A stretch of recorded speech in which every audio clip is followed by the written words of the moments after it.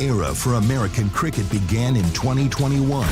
There he comes into a dive! What a catch! The rise of cricket was celebrated across the country. Now, with big wickets and even bigger hits, the stars of minor league cricket are back and better than ever. Primus goes huge! Don't miss the nation's largest league competing for the biggest prize in American cricket. The Toyota Minor League Cricket Championship returns June 25th. You're watching the Toyota Minor League Cricket Championship, presented by Sunoco.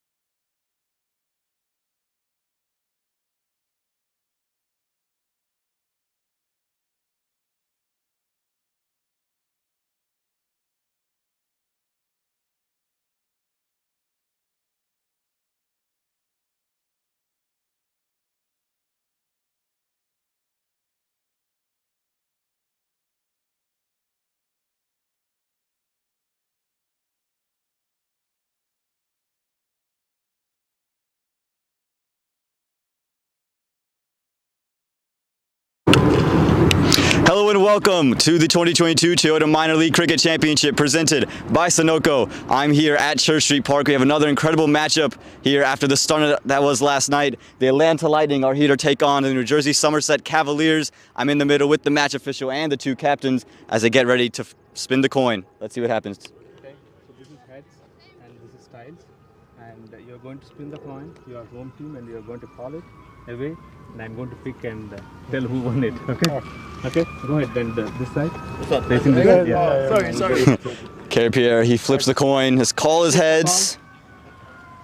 And it is heads. And it is a head, so that means the New Jersey Somerset Cavaliers have won the toss. Najif, what have you decided to do today? We will bowl fast. Yeah. So learning from yesterday, was that the plan after what happened? I mean, we did good yesterday. Unfortunately, we ended up in the losing side, but still, I believe because last evening I saw that they sprinkle the pitch, okay, they roll the pitch, so I feel there is some moisturizer in the pitch and dampness, okay. So we will try to take advantage with that. Awesome. Well, good luck today, sir. Thank you. Kerry, first game of the 2022 minor league season for you guys. What have you guys hoped to do as you come here to Church Street Park? Yeah, first game, as I said, trying to hit the straps early. The wicket looks a good one, better grass, you know, we would have bowled first also. But having said that, it's a game of cricket where we need to do all departments well. So, you know, it's an opportunity for the batsmen to go out there and put a score on the board and try and defend it. Well, good luck today, sir. Wish you all the best. Thank you. And that is the news from the middle. The New Jersey Somerset Cavaliers, they have won the toss and they've elected to bowl.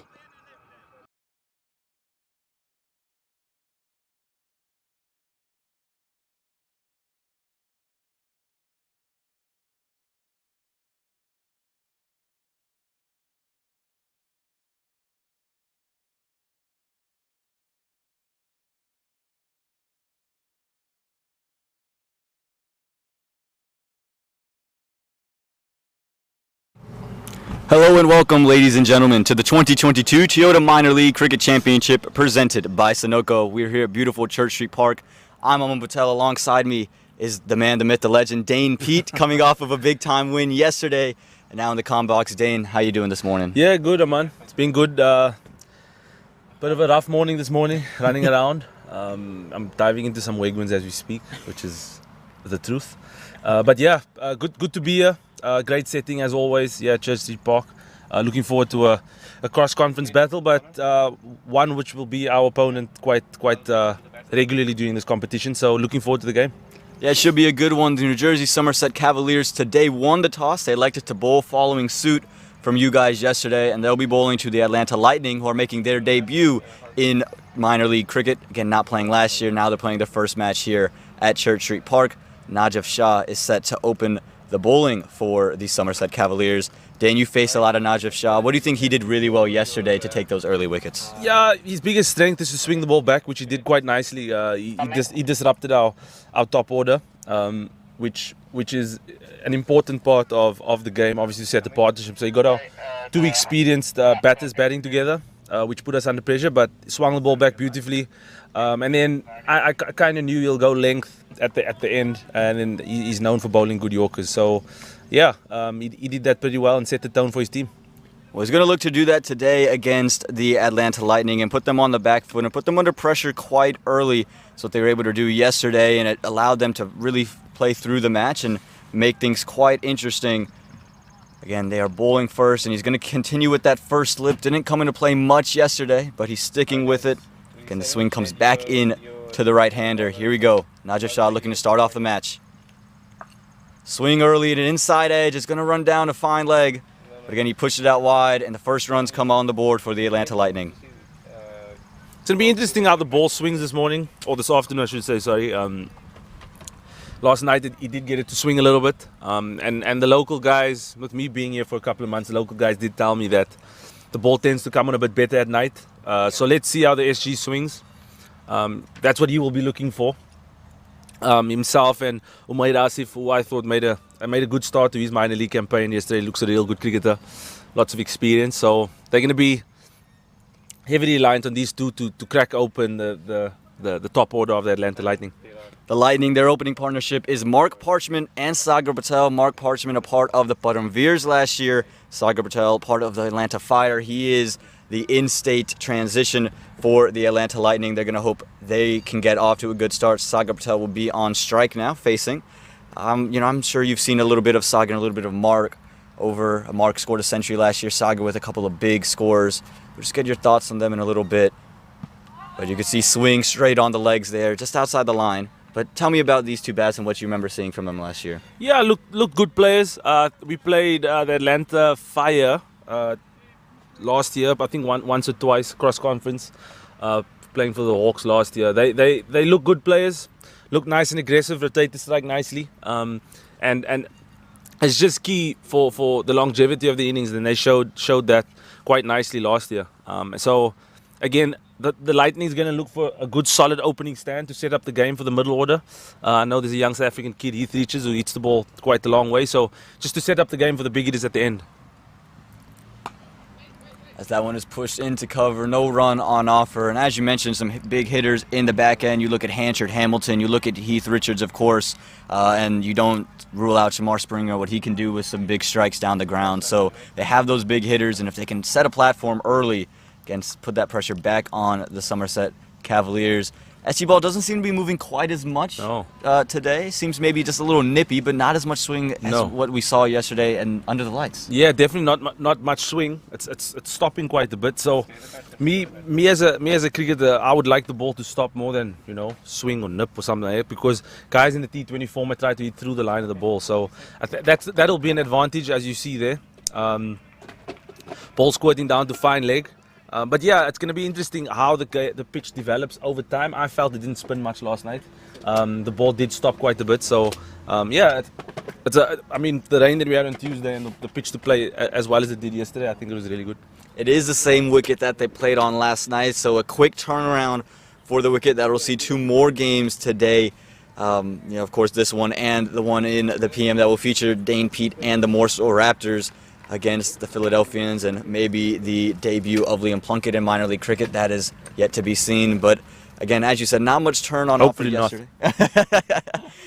And that's what every Morsel fan's wishing, that is rooting for the Raptors. Morsel fans who are just here for the cricket, they might want to see some of that Liam Plunkett running hard in. But right now it's Najib Shah who's running in, and he's continuing to bowl to the two right-handers. Again, 2 runs on the board. It's Mark Parchment on strike. He's gone full, he's gone straight, it's worked through mid-wicket. They're going to pick up 1, maybe 2, and they end up not wanting to take 2. So that's what Najib's known for, swinging the ball back at the toes, Yorker. He looks to do that in his 2 overs he bowls in the power play generally.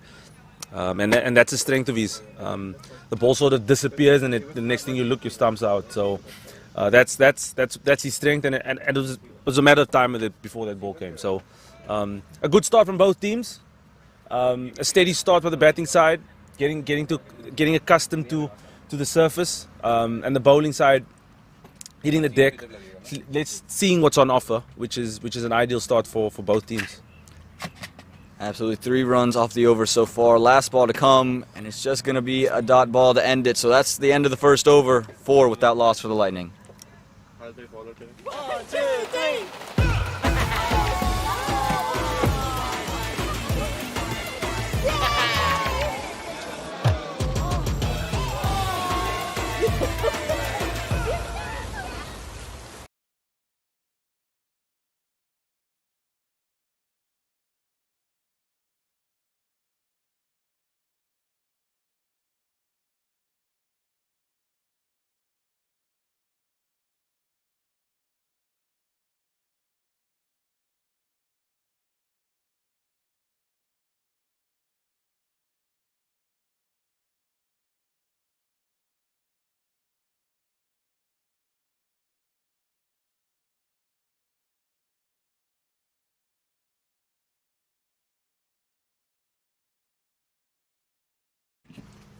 And welcome back here to Church Street Park. A little bit change of tactics here from the Somerset Cavaliers. We saw 2 pacers to open up the match yesterday. They've gone back to the week 1 tactics and bringing in Chandrapal Hemraj from one end as a spinner. Dane, you guys opened with yourself, of course, a spinner. How do you think opening with the spinner plays out here at Church Street? Yeah, so the surface was slightly on the slower side, and that's what I tried to get out of the pitch yesterday. And I just felt that Hemraj likes the pace coming on the ball, like every other Caribbean player. So I just wanted to change things up, and I really targeted him. A little bit of a mix-up there. There was a quick run taken. There was a call for the keeper's end. It was thrown to the bowlers. Luckily, there was no overthrows for the Somerset Cavaliers. Something they did struggle with yesterday was they felt a little bit lackluster in the field. They gave up some extras, and it really allowed you guys to keep yourself in the game, even when the wickets were falling at a rapid pace. Yeah, and that was a discussion we had, trying to put pressure on the outfield. We knew they're not the most agile team, and the dimensions of this ground helps us running ones and twos pretty much all the time. So we did mention that we have to put the team under pressure, and that's how we executed. But just going back into Hemraj, I mean, on the pitch, we just felt. Well, there you go. Hemraj strikes, as you just talked about mentioning him. Went to go over cover, went to go in and out, and Hemraj, he's always tight on stumps. This one, he takes off stump, and he has to depart. So the first wicket falls for the Atlanta Lightning in the form of Sagar Patel. He's got to depart in rather unfortunate fashion. Yeah, very good delivery. He's known for bowling the off spinner and the one that slides in. Obviously, the ball wasn't quite there to hit, and Sagar just looked to try and manufacture something that wasn't quite there. And that's again the pressure of the power play, bowling the spin in the power play. That's what you do. When you bowl a spin in the power play, that's all you want. Looking to strike and put the team under pressure. And it's a smart setup here. There's no one out in the deep on the offside, so he's daring you to go into outing, Against the manufacture angle, that shot against the angle of the turn, and just opens up your stumps. And if you miss it, he's saying, I'm going to hit. So, again, everything worked. It's smart execution for Hemraj, who bowled well yesterday, and again, starting off strong. This was the old one. So the new man coming into the middle, we'll get his name in a second. I believe it is Rajiv Reddy. Excuse me, no, it is Amrut Pore who is coming in as the new man, the young under-19. He was under-19 last year. I believe he's now not officially classified, but he is still a very young man, the left-hand bat. Very young, likes to play on the front foot, strong through the V. He's played a lot of cricket in Atlanta. He's come up here and played on Church Street on a couple of occasions. I've bowled to him on a couple of occasions, and he is a quality bat, and he's been given high responsibility How here. did the bowling go to him? Went okay. I bowled pretty decently. Okay, I think it was a medium over. Again, I don't remember everything. I remember the commentary more than the bowling. Okay. If you don't believe in yourself, who will, right? Exactly. There you go. There you go. Even if you went for 16 4 overs, it's still you It was, bowled it well. was a decent over. You know, just some things didn't go my way, some things went my way. It's all right. Awesome. It's a good start by Shannon Paul. Again, the change of pace, a lot better than last evening. He's bowled that pretty nicely. The one that just swings away. Yeah, this one is just a touch wider, able to place it away for 2 runs. They're not going to run all the way to the boundary. Seems to be the slower end of the ground. Yesterday, some balls stopping there. Maybe some moisture that picks up in that area of the ground because of the slope. But again, Pore looking to be positive and cuts that one away for 2. Got into a better position there. His feet weren't quite stuck in the crease.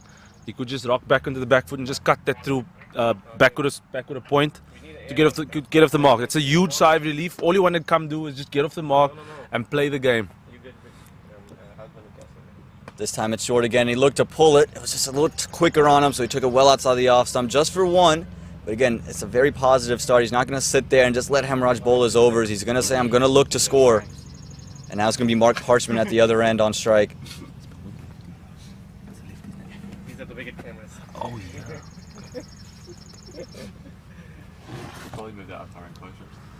So here we go. Hemraj to Mark Parchment. Final delivery of the over. Went to make some room. He slashed it to the outside. And he's going to finish the over with a 4 there. Again, made some room. Slashes it through covers. Almost had a look like he knew that was coming, the in-swinger. And got into a great position. Just rode the ball and hit it on the top of the bounce, which is a great shot to get his innings going. It's always nice to get a boundary early on. And that was a great shot through point for 4. And that's going to do it. 2 overs gone. 11 for the loss of 1.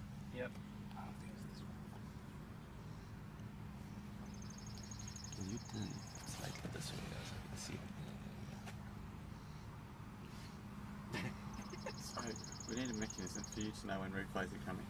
What to do them out of here. And ideally a score bar as well, right? Yeah. Yeah. Broadcasting's getting complicated here. So many streams going to so many places around the world. Yeah.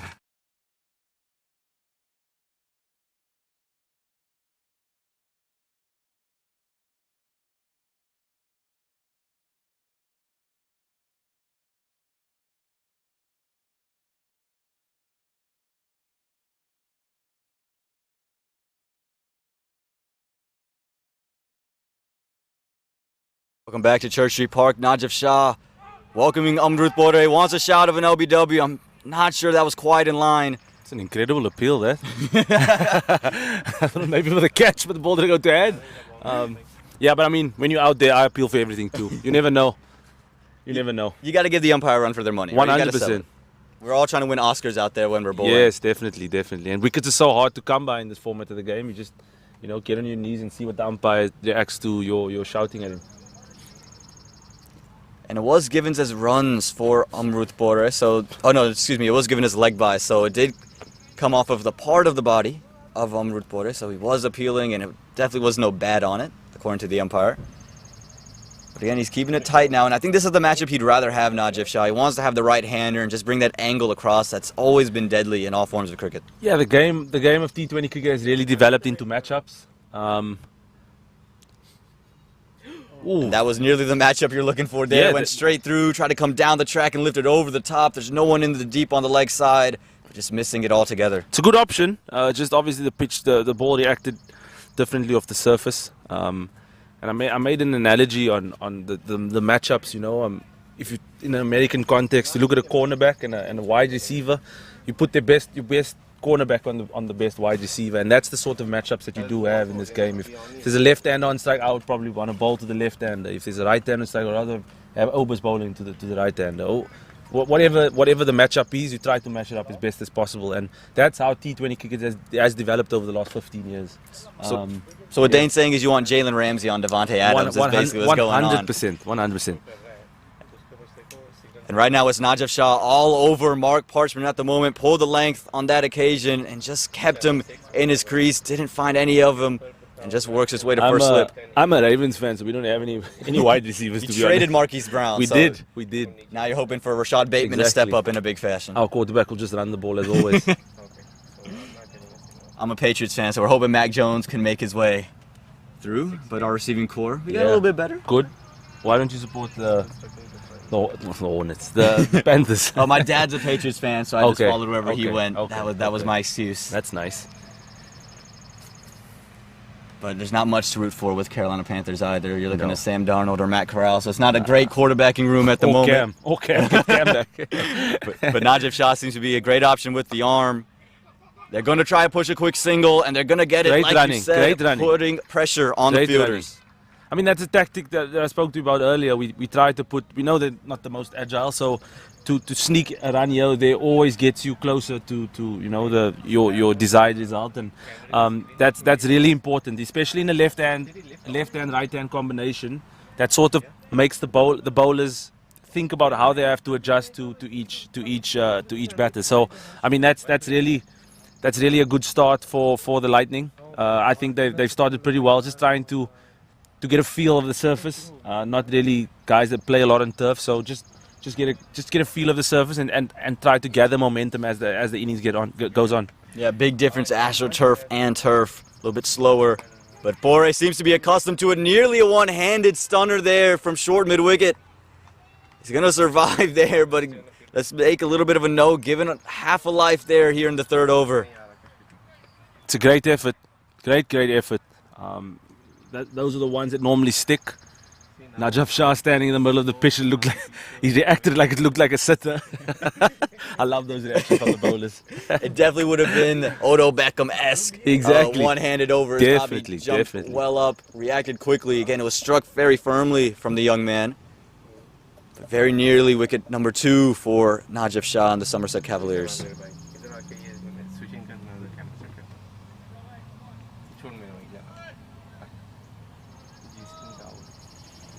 Daring these batsmen to take him over the top, just a fine leg outside the circle. There's a deep backward square as well, but they're saying anything in front of square, you can go hit on either side of the ground.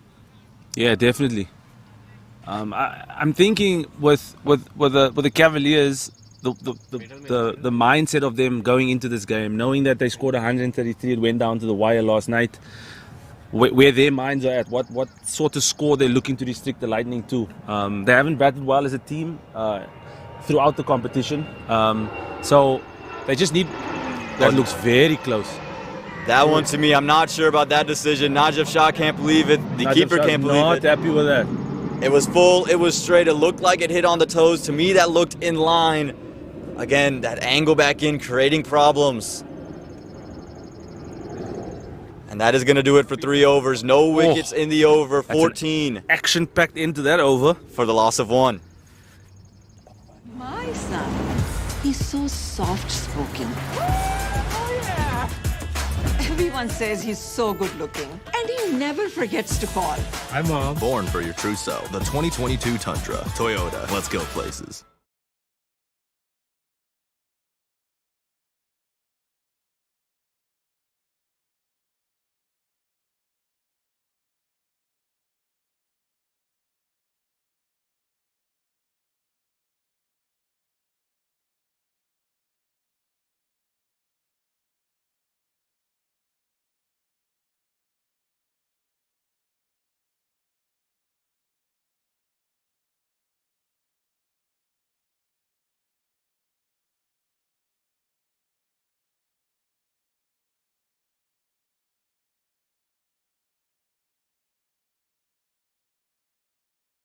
Oh, good shot. Very good shot indeed. He squirted that one through the gap. And it's going to go away for 4 runs. Getting a good start to the over. Of Hemraj's over, especially, he creates a lot of pressure to get those runs early. Big deal. Using the depth of your crease is really important as a batter, especially facing spin in the power play.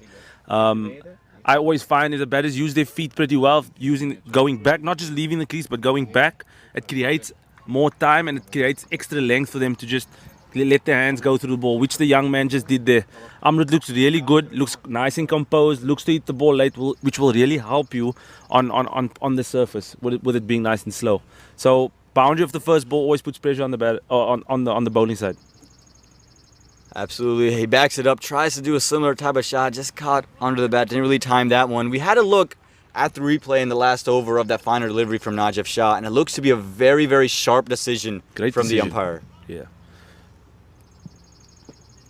Tried to cut it just a little quick on him. I believe the umpire is Vijay Malala, who did a fantastic job. You could see leg stump on the replay. You see all 3 stumps, yeah. So, I mean, that was a really, really good decision. That time a little edgy, but it's gone over the top of the infield and is going to run away for 4. Not the most convincing of shots, but there's another boundary in the over and another 4 for the Atlanta Lightning.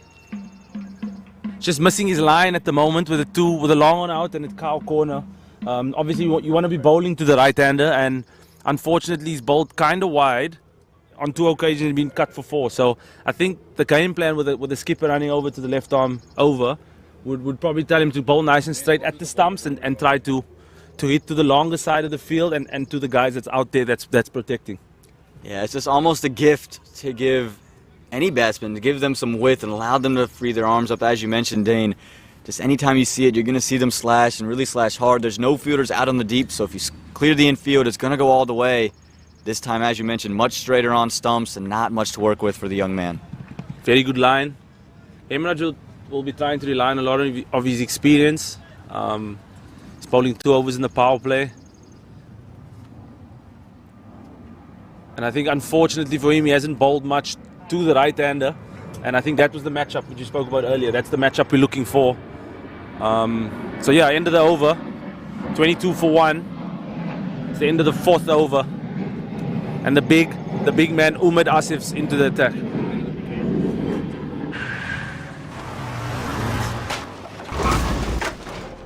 What's up, Doug? What got into you? At Sunoco, we know how to fuel peak performance. Fuel your best.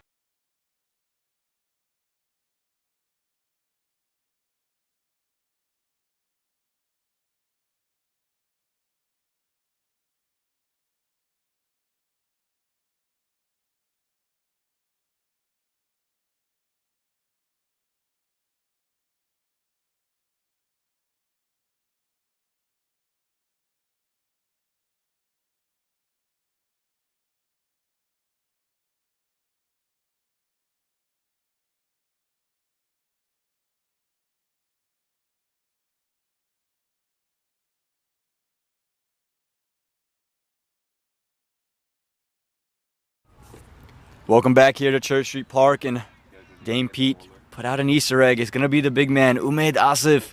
Came in, was really quick yesterday, and he gave a lot of problems for the Morrisville Raptors at times, and very experienced, bowled just a lot in the PSL as well. And you can see it right there, right on the pad straight away. I think that one is missing a leg stump as well. That's missing, definitely. Got a beautiful bowling action, having faced him last night. He's got this, I think the Pakistani, the attribute that they have is the flick of the wrist. I mean, Shaheen Shah Afridi does that really well. Facing him last night, it's like they get through the action, all of a sudden their wrist just flicks out, and it adds a couple of kilometers. Oh, sorry, I'm in America now. A couple of miles onto the delivery. So I mean, that's really tough to face at times, because once guys get through the action, you sort of set for the ball. But yeah, looks a really good cricketer. And really sharp. This one, though, is taken over the leg side there from Mark Parchman, but he's going to find the fielder, and they're going to push for 2 and get 2.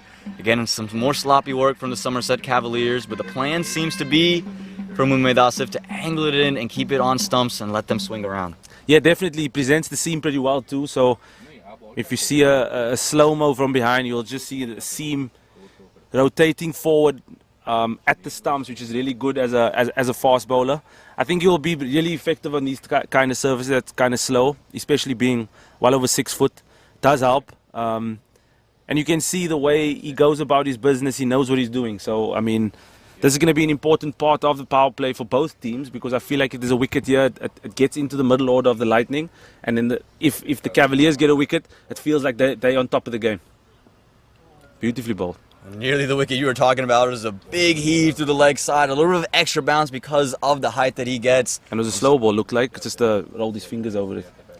He's got all the tools, doesn't he? 100%. Height, the wrist that he has, all of the cutters and everything. Again, he's taken lots of wickets in the PSL. I think I was reading a stat the other day. It says every 24 balls he takes a wicket over there. So he's very consistent. Whenever they need him to take a wicket, he's always in the mix. That slow ball is quite difficult to face because there's not a big change in his action. All he's doing is just breaking the wrist right at the end of his delivery action. And this time it's worked straight back. And that is one that you're going to love to keep your eyes on. Just take a picture of that one, send that one to him. The pros was so nice. A little bit overpitched that time and just worked it through the offside, into the gap, and 4 more for the Lightning. A bit of width, a bit of extra length for Parchment, and he was all over that. I think he's been waiting for something like that. He didn't have to manufacture a shot from there at all. It was naturally just a wide off volley that he's penetrated through the extra cover region for 4. It was a great shot. Yeah, a lot of class on Mark Parchman. He scored a century in last year's rendition of minor league cricket. And that one's another shot beautiful straight back. shot. And that's Beautiful straight back shot. for 6. Even better that time. This one, he pulled the length back, but he was able to drive it on the up, and he sends it over the top of everybody. Didn't matter if there's anyone out in the deep. It was 6 nonetheless. One of the biggest shots we've seen so far this season. Shot of the day so far. I hope there's many more of those to come. First home run of the day. That's a great shot. Over wide, mid off, long off, sorry. Just held his shape beautifully again. Didn't have to look for anything. It looks like it's an area where he's very comfortable in scoring. As soon as the ball's on the line of the stumps, it feels a bit uncomfortable. That was perfect, just slightly wider. And he's punched that over mid off for 4. Oh, for 6, sorry. First home run of the day. First big shot of the day. We'll see a couple of more. This time try to go onto the body. He's going to be wide and a bye there.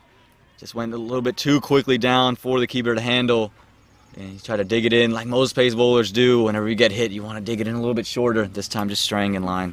The surface looks a beauty today. Good signs for the games to come over the next couple of days. It's held together pretty nicely. There's a bit of zip for the fast bowlers, a bit of stop for the spinners. So yeah, it looks really good. It's important to close this over out here for both teams. You don't want to, after getting a over of 12 plus, you don't want to give a wicket away to the team, and the bowling team will look for a wicket or just to get a couple of dot balls to see the over out. Yeah, we'll see what they can do here. Again, yeah, he's got the lefty on strike. Mark Parchment's taking a liking to anything pitched up. Bore shown the eagerness to want to get on the back foot and pull or cut. Saw it against Hemraj, saw it against Najaf Shah. A little bit different animal here with the pace of Umaid Asif. He's going to keep in a slip, so you have to assume he's going to keep pushing it across the left-hander. It's very similar to the previous delivery to Mark Parchment. This will be the final delivery of the 5th over. 36 runs on the board. Pushed it across. It just beats the man there at short cover. Exactly what the doctor ordered. Oh, 2 runs. Never been 2. Able to get 2 off of it. Again, not a convincing shot again, but he survives. Make it 37 after 5 for the loss of 1.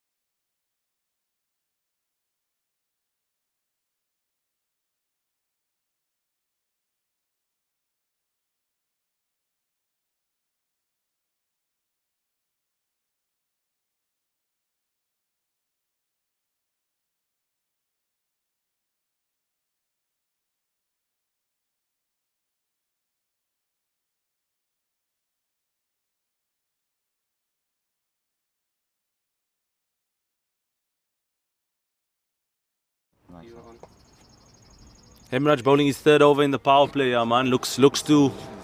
They're looking to close the power play out with a bit of experience. And here's a matchup we spoke about earlier. Yeah, lefty to the right-hander. Great shot. Straight back down the ground once again. He's light going back down the ground with any room, and he's going to get it away for 4 more runs. He's looked good so far, Mark Parchment, leading from the front for his side. Yeah, looking really good. Again, they gave him some extra length, and he was all over that. A really good shot, holding his shape beautifully. And that's a fantastic, fantastic way to start the last over of the power play. Putting Hemraj under pressure again. It's important to close this last over of the power play for both teams. A couple of wickets changes the game, and a couple of boundaries keeps the momentum going for the Lightning. How does Hemraj respond? This time just pulls the length back a little bit quicker, just hit to the man at cover. Again, time and time again. We're going to see this interesting thing here thing from Hemraj, where anytime he gives up runs, when he pitches it up, he just tends to go very, very short.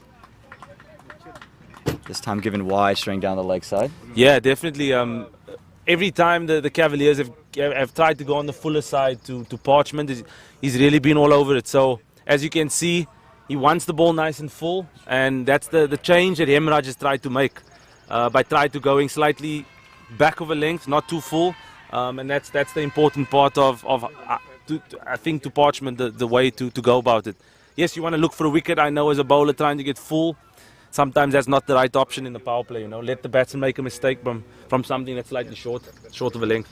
Yeah, absolutely. That time they're able to get another 2. Again, it's great running from these 2 in the middle for the Lightning. Full on offer. Thought about it. Chance of a run out. No. He did hit the stumps, but I think he was well back in his crease. It's incredible they haven't thought of a run. Just standing. Ball's gone almost to the boundary and they haven't done anything. I think they're a lot of apologizing going on. I think they're just a little bit happy to survive and have each other. But I'll give you some insight to that, right? So Parchment thinks it's really close for an LBW. So what happens is when we're playing, we think, oh, this is a close LBW shout. Let's just start running. Try to distract the umpire, which he's done there, and the non-striker's turned him back. So he's happy he's been given not out. So yeah, that's just a small insight to how batsmen try to, maneuver the umpire's decision. But I heard bat from here, and I'm a couple of meters away yards away from the batting crease. Well, that is an interesting insight. Never heard that before, that whenever that LBW comes, they just try to maybe take a couple steps to throw off the umpire. There's been many a run out in cricket because of that. A batsman just falls over, doesn't see the ball, just starts running, and the non-striker ends up getting run out. Well, they survived that time, and it's going to make it 46 for the loss of 1 after 6. Took that last corner pretty quick. Sir, I need one hand on the roof, one hand on the pump. Timeout for Sunoco Go Rewards. Keep pumping. With new Sunoco Go Rewards, when you fuel, you save, because rewards come first.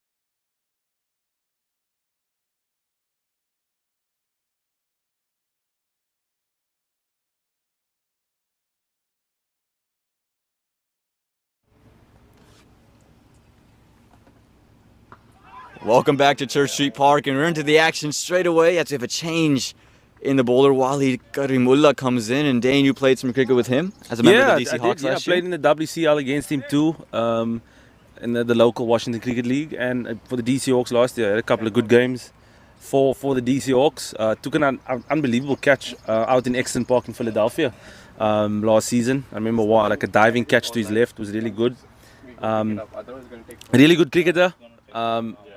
Bowls, bats, fields really well. Yeah, and yesterday, maybe the most easy bowler to play, but when you talk about you're dealing with Umaid Asif and you're dealing with Najib Shah, it's tough company. And it felt like he was the one that you guys might be looking to attack a little bit more than the other two, just because of the familiarity with what Karimullah bowls. And that angle back into the right-hander, always deadly, and that shot is always deadly. He's lifted that one over mid-wicket. It's a stunning effort there. Had it in his hands for a moment, but it's going to go over the rope for 6. Hands on hip normally means it's a half a chance, and it looked a half a chance. He got into a tough position for the catch. As you can see, just backpedaling, and then just helping it on his way for 6. It's really a tough chance if you're moving, trying to take a catch on the move. The most important thing we always speak about in fielding is try to set yourself early. He wasn't quite set. That would have been an unbelievable catch if he took it. But even if he had it, I think he would have just bundled himself over the boundary rope. And that would be the thing. We'll talk about that after this delivery. As he tries another big heave. This looks to be good. Given not out, I think maybe a touch high. That's what Mark Parchment is signaling. Again, you can see it here on the replay as it comes back in, angling in. I think it's tight. I think he might have gone the right decision. It is the back leg. Oh, I'm a bowler. I'm a bowler too. I'm not going to say anything else. I just said I'm a bowler. I said I'm a bowler. That's all I'm going to say. It looked very, very close, and I think it's just because it's that close with no third umpire, the tie is going to go to the batsman. I would just like Parchment just to nurture his innings a bit better here at the moment. He's hit the ball really well. There's no mid-wicket in just to rotate the strike. He's just looking to bash the ball at the moment. Just try to create some momentum again, just to get into the non-striker's end. That's a good one. Well, gives him time just to release himself and give him some time to think about his game plan at the non-striker. I mean, sorry to cut you off again. A famous South African cricketer, Peter Kirsten, he was my coach at high school, and he always said the best place to bat as a batsman is at the non-striker's end. You don't have to face the ball. All you can do is watch and think about how you go about your business. Yeah, definitely. Again, you saw a couple of big rash shots, and he definitely listened to you. Just played a nice, simple cover drive. For those fans who are tuning in for the first time, maybe their first time watching cricket, had the man taken the catch out on the boundary, but he had stepped over, it still would have been 6. As this one is worked through the leg side. And another off chance. Worked away for 4. Yes, it will be. Just evades the fielder inside the circle and the fielder outside the circle. And Amrut Poira, he's not sitting back. He's going to help Mark Parchment out with a couple of shots of his own. Amrut Poira, really good shot. Again, another off chance, but he's timed it so well. It's burst through the mid-wicket's hands and gone for 4. He hadn't faced balls for quite some time, and he just adjusted to a nice half volley on his legs to put away for 4. I think Waleed pretty unlucky in that over. But he has a big matchup. Damien Jacobs against Parchment. And that's going to do it. 7 overs gone, 57 for the loss of 1.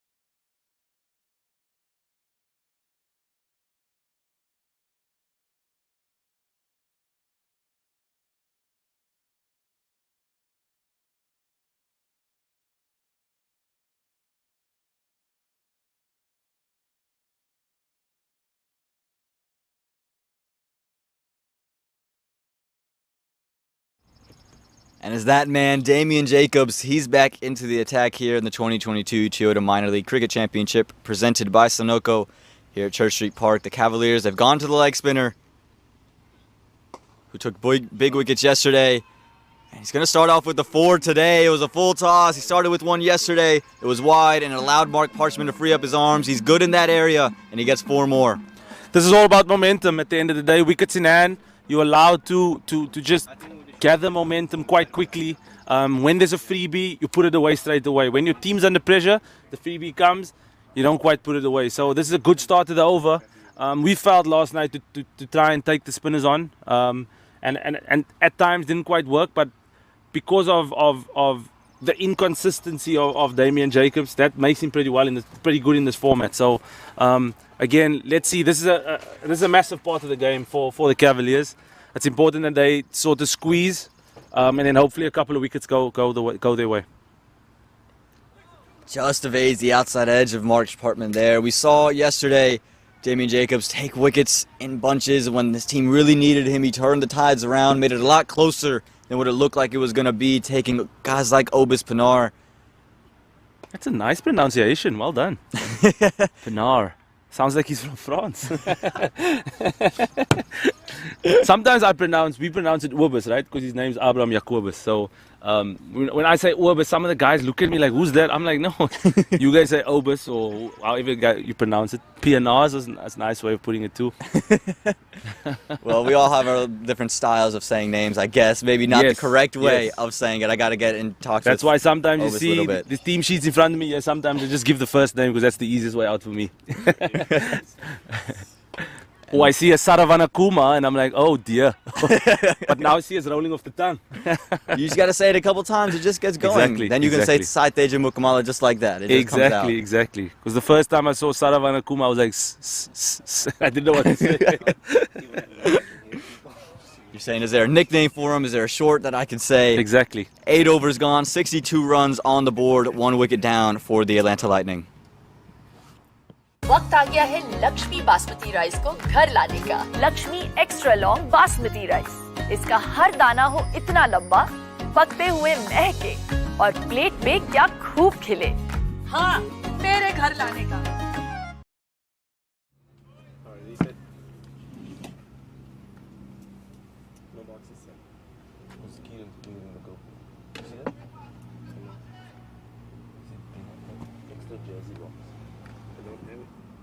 No, they were supposed to. No, let me come over. They said there was boxes delivered yesterday. No, yesterday no.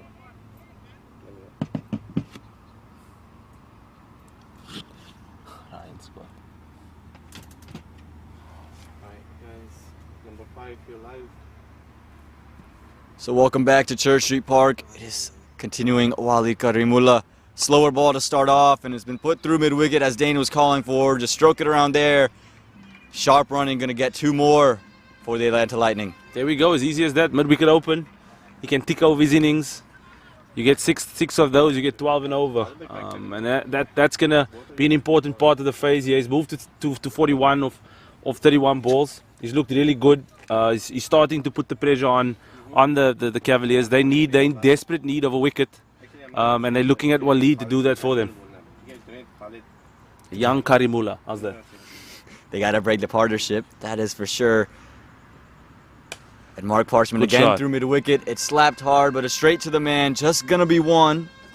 But again, keeping the strike moving, keeping the pressure on the Somerset Cavaliers. I think the great thing about this partnership is, yes, Parchman's been hitting boundaries, but the young Amrit Porter has been really good in understanding his role in this partnership. Yes, sometimes there's been a couple of good deliveries, but there has been a couple of freebies that he's put away. And as soon as you sort of catch up with the tempo of the game and you're not left behind, the game of cricket becomes really, really easier, you know. So I think the game is going to get easier for the Lightning.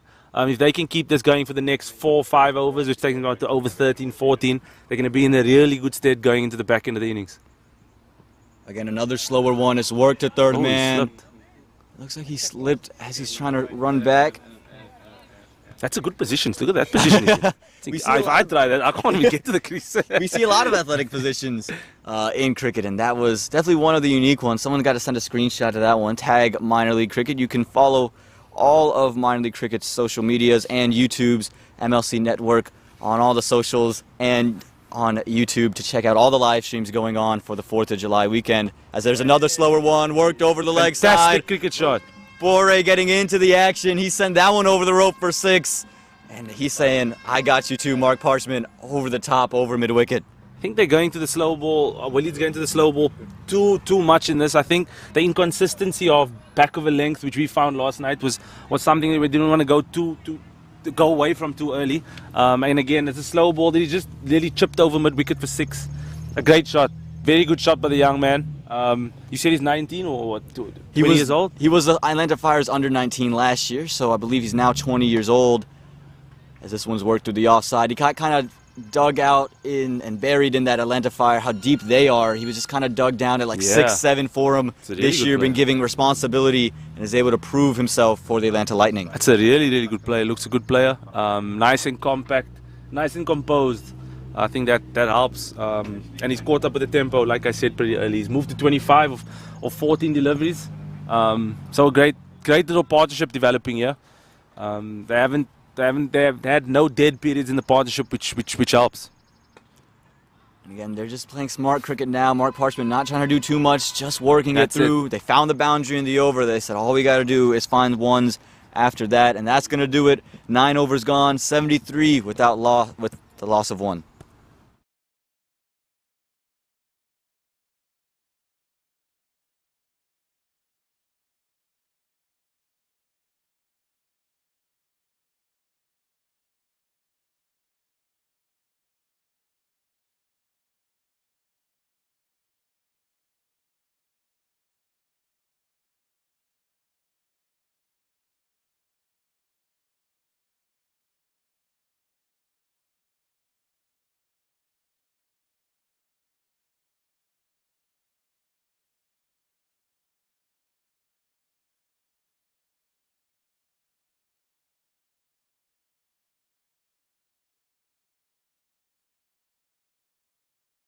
Ready. Welcome back as Damien Jacobs is back, and this one is worked through the leg side by Mark Parchment for just a single, and it's going to bring Amrut Pore on strike. Dan, I think you mentioned in the last over, the impressive part about this partnership is there hasn't been that lull. Even when Amrut came in, he looked to be positive early and never really let the Cavaliers get comfortable after taking the early wicket of Sagar Patel. Yeah, definitely. I mean, that was a big talking point in our dressing rooms in South Africa, where we always said in a T20 format, we don't want any dead periods in a partnership. It's important to tick it over. Yes, the pitch didn't look as easy to bat on as soon as you came in, but today it looks beautiful. And as soon as you put the big bowlers under pressure in a batting lineup, everyone looks around to think, now who are we going to bowl now? Does Najaf's thinking about bringing himself on for another over, which means there's going to be an extra over at the death that someone needs to bowl. Hemraj has 1 over left, and then the Umaid Asif's got 2 overs left. So all of those things are going to play a big part in how they construct their bowling from here on out. It's really tough when a partnership just develops and it looks like you're not going to get a wicket. Yeah, again, it's just that pressure of the runs keep flowing. No one seems to be really working. When you're trying to extract that wicket, you just go searching. And my goodness, Mark Parchment goes another one, and it's in that same area through wide mid-off. Is that in the creek? And I think it is in the creek. We might need to get a new ball out there. One of the biggest ones of the day. Great innings by Mark Parchment. Brings up his 50, man. It's a fantastic innings. What a way to get to his 50. Just chipping it over wide, long off. Hitting it into the creek. I think Sanjay Stanley actually has been doing a lot of range hitting at Chelsea Park, and he's hit about 300 SG balls into that creek over there, which I'm not happy about.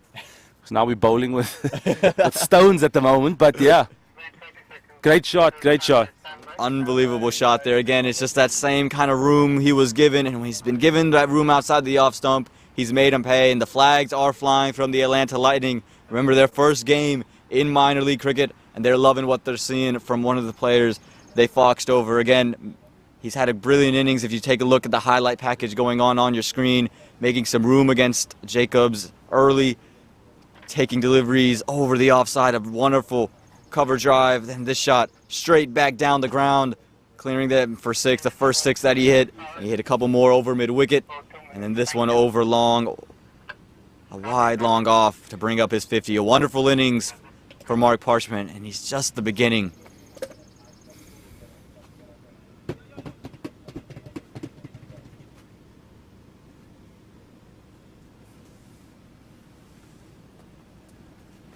Hey, how are you? How you doing?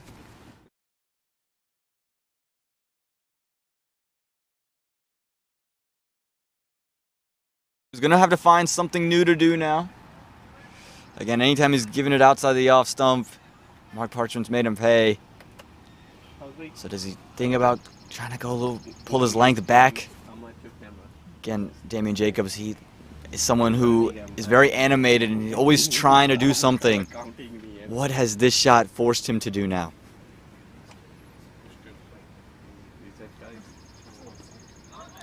Well, he's gone more towards the leg side, did pull the length back and is daring him to come across, nearly found a leading edge. The way that Damien bowled the wide loopy outside the off stump and gets put over there, he's going to be thinking about a fielding change. Oh, there's a bit of shouting going on here. The deep square was creeping in, trying to come up the square leg. Yeah, he's going to try to bowl nice and straight now after getting put over wide long off, and just try to get him off strike. Again, bowling to the lefty. I think Amrut showed that he's nice and composed and poised to try and rotate the strike and get the right hand on strike. Getting a boundary early in the over is always good for any team. Yeah, and it just takes a lot of the gas out of the innings. Again, he's someone who's taken 5 wickets here at Church Street last year as a member of the Empire State Titans. Had a couple wickets yesterday as well, put pressure back on you guys as the Raptors. So he's someone who comes with this huge rap sheet, and when you're able to sit and just watch your partner just hit a couple of sixes, now I can just work it around for ones and be just fine. And look at this quick running once again. We've seen it time and time again from the Atlanta Lightning. They've come in with the plan to do this, and they've done a fantastic job. And that's going to do it. We're halfway through the game. 10 overs gone, 83 runs on the board with a loss of just 1 wicket.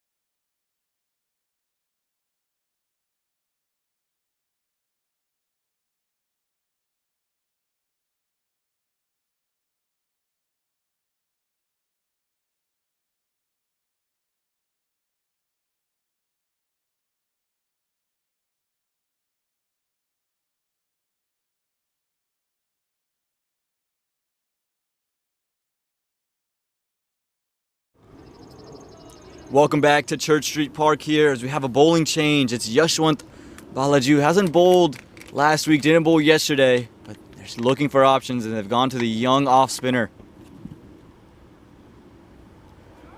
He's just straight down the leg side to start off.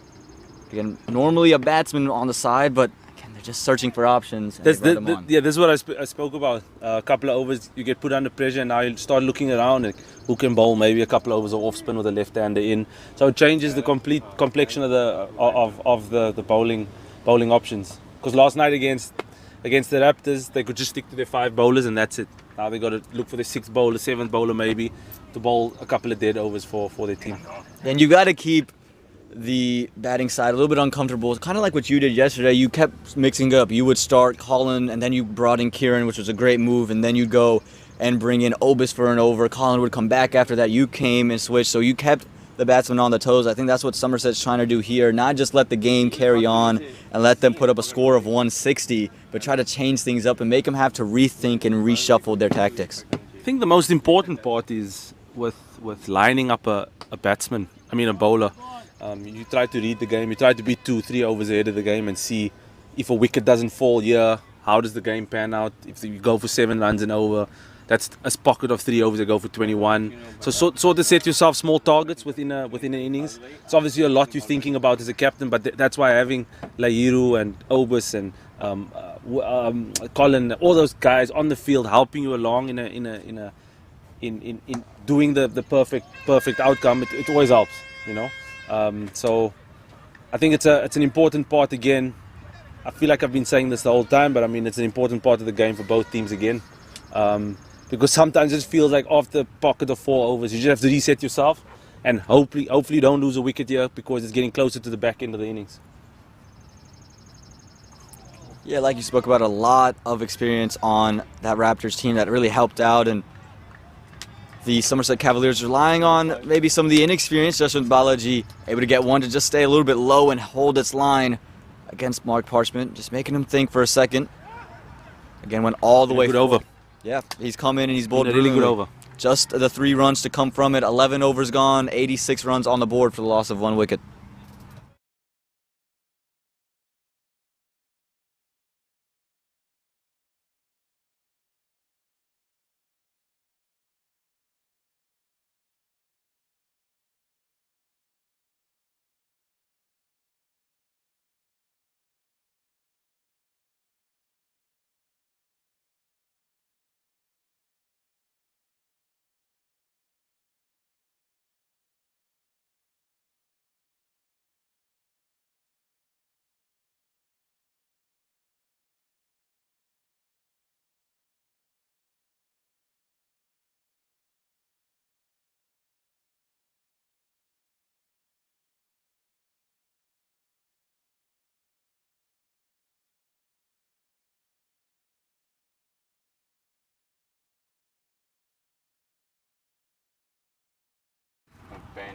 So welcome back here to Church Street Park, the 2022 Toyota Minor League Cricket Championship presented by Sunoco.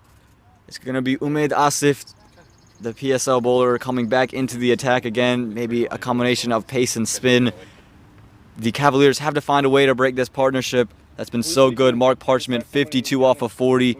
Amrut Bore come in. He's been brilliant, 29 off of 21, both well above 100 strike rate and really taking the attack to the Cavaliers. Cavaliers have to find a way to strike back. They definitely do, and yeah, they're bringing the big man back in. Speaking about a wicket that's needed, mid-off up. Well, the mid-off up, it always looks like, or from a bat. Oh, it's a nice delivery. Yeah, beautiful bouncer, well directed as well. Again, Amrut Bore thought it was going to just keep holding, so he tried to go with the uppercut. It just came back in on him. Wonderful bouncer there from Umaid. It's a great delivery. Thankfully, he didn't bowl one of those to me last night. I'm happy sitting over here. Well, we're glad. We need you over here, Dane, that's for sure. He's really good. I'm always excited watching good quality cricketers playing. In this position here, he presents the scene pretty well. Knows what he's doing, which is always nice to have in your team. Again, back of a length, this time wider. Amrut Bore not able to get much bat on it. Maybe lucked out a little bit there, Umaid, but it did just jump on Bore. It's been a good period here for the Cavs. They've bowled 8 deliveries, gone for 3 runs, and this is what they need. This is a kind of wicket for them because it's going to shift either way now. A ball might go into the air, batters feel under pressure. A bit of a rash shot, chip to mid-off, the game changes again. So, again, each ball is going to be important in this period of the game. And I know Najaf would be in desperate need of a pole right here. Yeah, again, a wicket here really changes the outlook. Comes down the track through the offside. The sweeper cover is going to get there. I'm just going to keep it to 1. But again, you can see the pressure maybe starting to build a little bit. You talked about 8 balls, 3 runs. So Amrut came down, tried to create and invent something. Only able to get 1. But this is the prize wicket, I think. If you can get Mark Parchment here, yes, plenty of big hitters to come, but you really take the meat out of the partnership. Yeah, definitely. And it's not a type of service where you can just come in and start playing. You got to have some time. So I think the Lightning would have 1 or 2 guys that normally come down at 6, 7 maybe, start putting their pads on and try to look for someone just to come in and get a 20 of 10, which keeps the momentum going, and then at the back end of the inning save one of those big hitters for the end. This is where the game becomes a bit of chess. You know, you have to start thinking about options that you can try and exploit. What's a wide? Well, he went to exploit a bouncer that time, and he's trying to say he moved across. He moved to the leg side. I think it's over his head as well, Umaid. I'm not sure you're going to get away with that on any occasion. Unfortunately not. It's good. Sharp work from the wicketkeeper too, making sure that one didn't carry all the way to the boundary for 4. Again, Umaid not happy with it, but I think it was going over his head anyway. So he's going to have to re-bowl that delivery and can't do another one of those. Otherwise, he will get the no ball called. For those first-time viewers, you are allowed to bowl those types of deliveries, but if it goes through head height, you only get 1 of those per over that you bowl. For every 6 balls you bowl, you can only bowl 1 of those. If you bowl a second, you get a no ball, which means the batsman cannot get out caught or bowled. Also called a free hit. Is that going to be that one? No, the leg umpire not going to want it. Mark Parchment is unfortunate.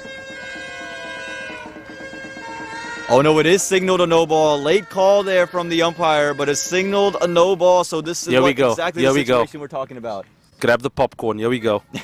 It's a free hit, and it's Mark Parchment. Najaf Shah's hands are waving around. Probably wants to try and give the umpire some rules here about what just happened. And we just got to look at that replay, and it did look like at the end it did cut by the head, so I'm not sure it's a bad decision.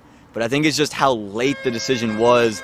I feel Umaid Asif thinks if you're going to make the call, make it right away. 100%, yeah.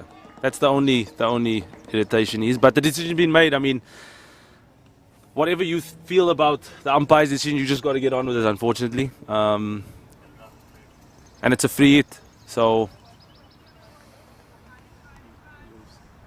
Like we said, for all our first-time viewers, a free hit means the batsman, he can do whatever you want, but he can't get caught out, and he can't get bowled, but he can get run out. So he's got the luxury to do whatever he likes.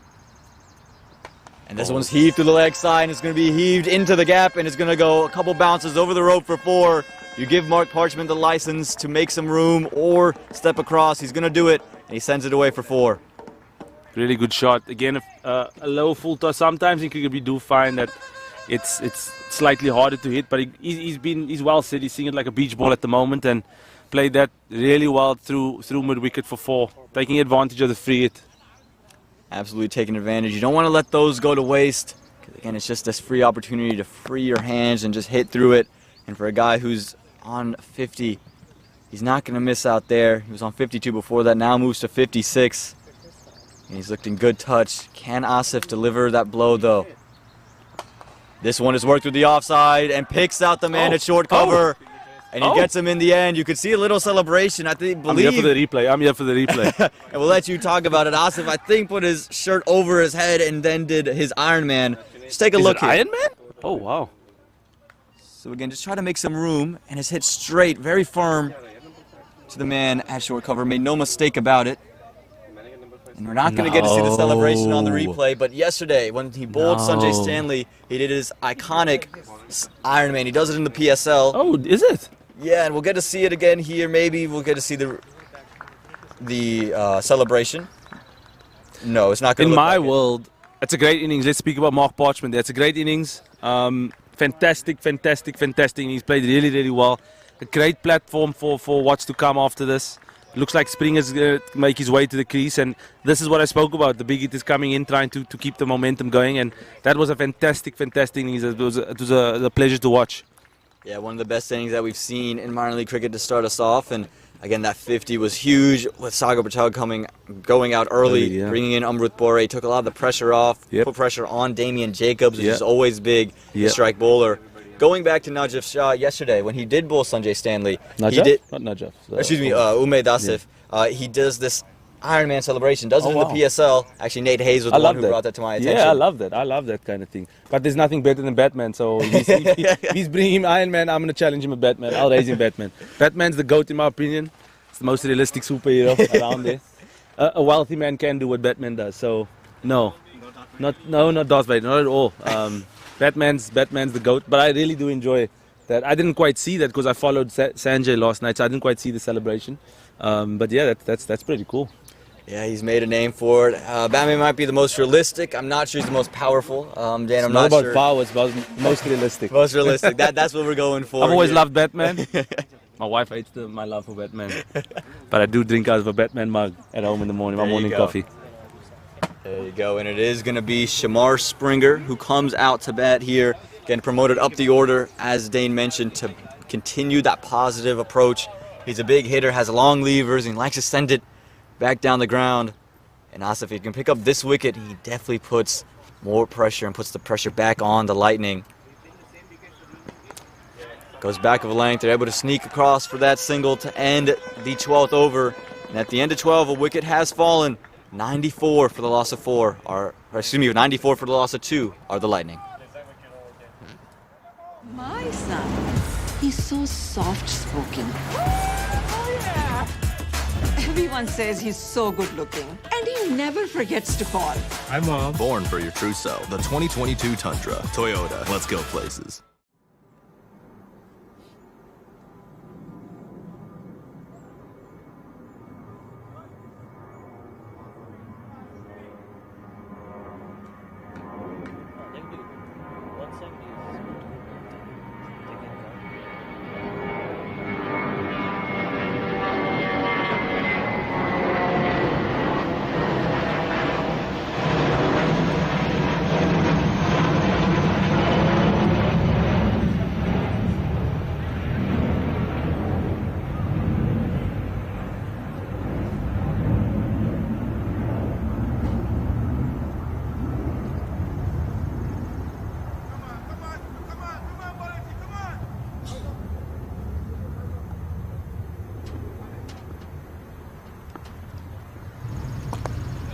Welcome back to Church Street Park as we see Shamar Springer working it through third man for a Good chase double. by Iron Man, Aman.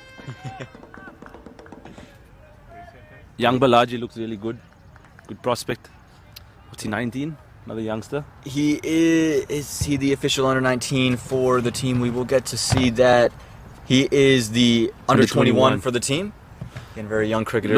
Looks like he has a good strong action to work with. Again, bowls a lot more for his club team than he does in minor league cricket, but the control of length has been exceptionally good. That in the T20 format is the most important. Beg your pardon. The most important part of the game. As you can see, he's gone back of a length full, one squirted away. He's done really well here for his team.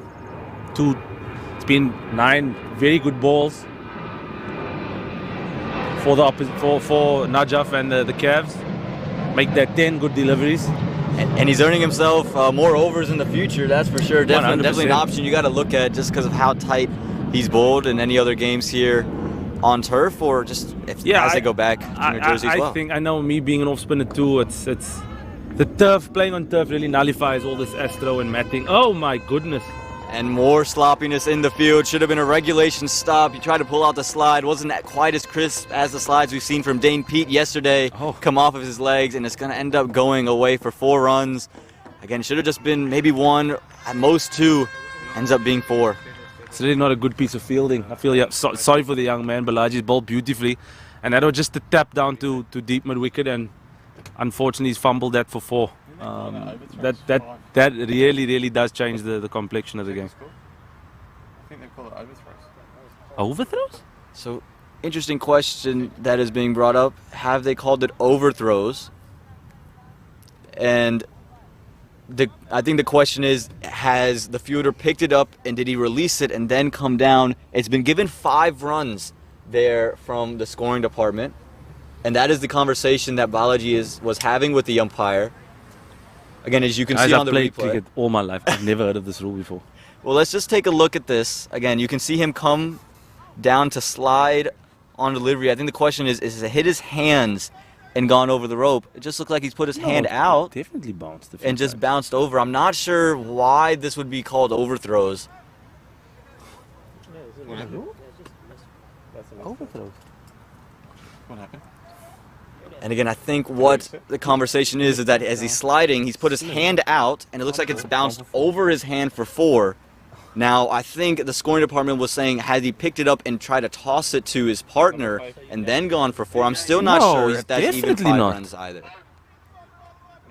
The ball piece will bounce over the fielder's hand. Over the fielder's hand. Yeah. There was no, he didn't flick the ball at all. Again, this is the conversation that's happening. You see all the Somerset Cavaliers is coming and having a conversation with him. He didn't flick the ball at all. And we can't use the replay anyway, but the umpire looks adamant about it, and he's trying to tell everyone to calm down.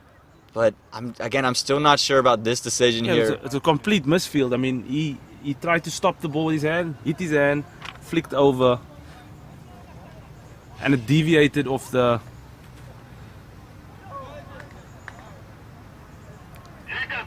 Again, still one of the most bizarre things you'll see in the game of cricket. Again, I've never seen anything quite like it. I'm going to see the umpires. Again, there's been given 5 runs. Has it? It's been given 5 runs. That's incredible. So saying they had taken the 1 already, and they're saying the overthrow That's incredible. after the 1.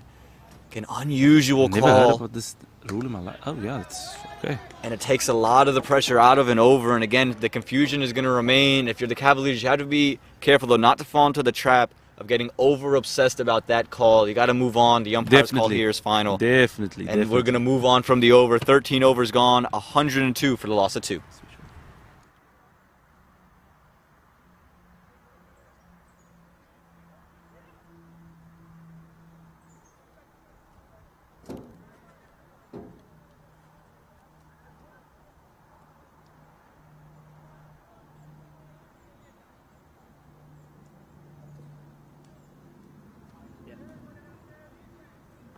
Oh, is that this guy's got a fan, bro?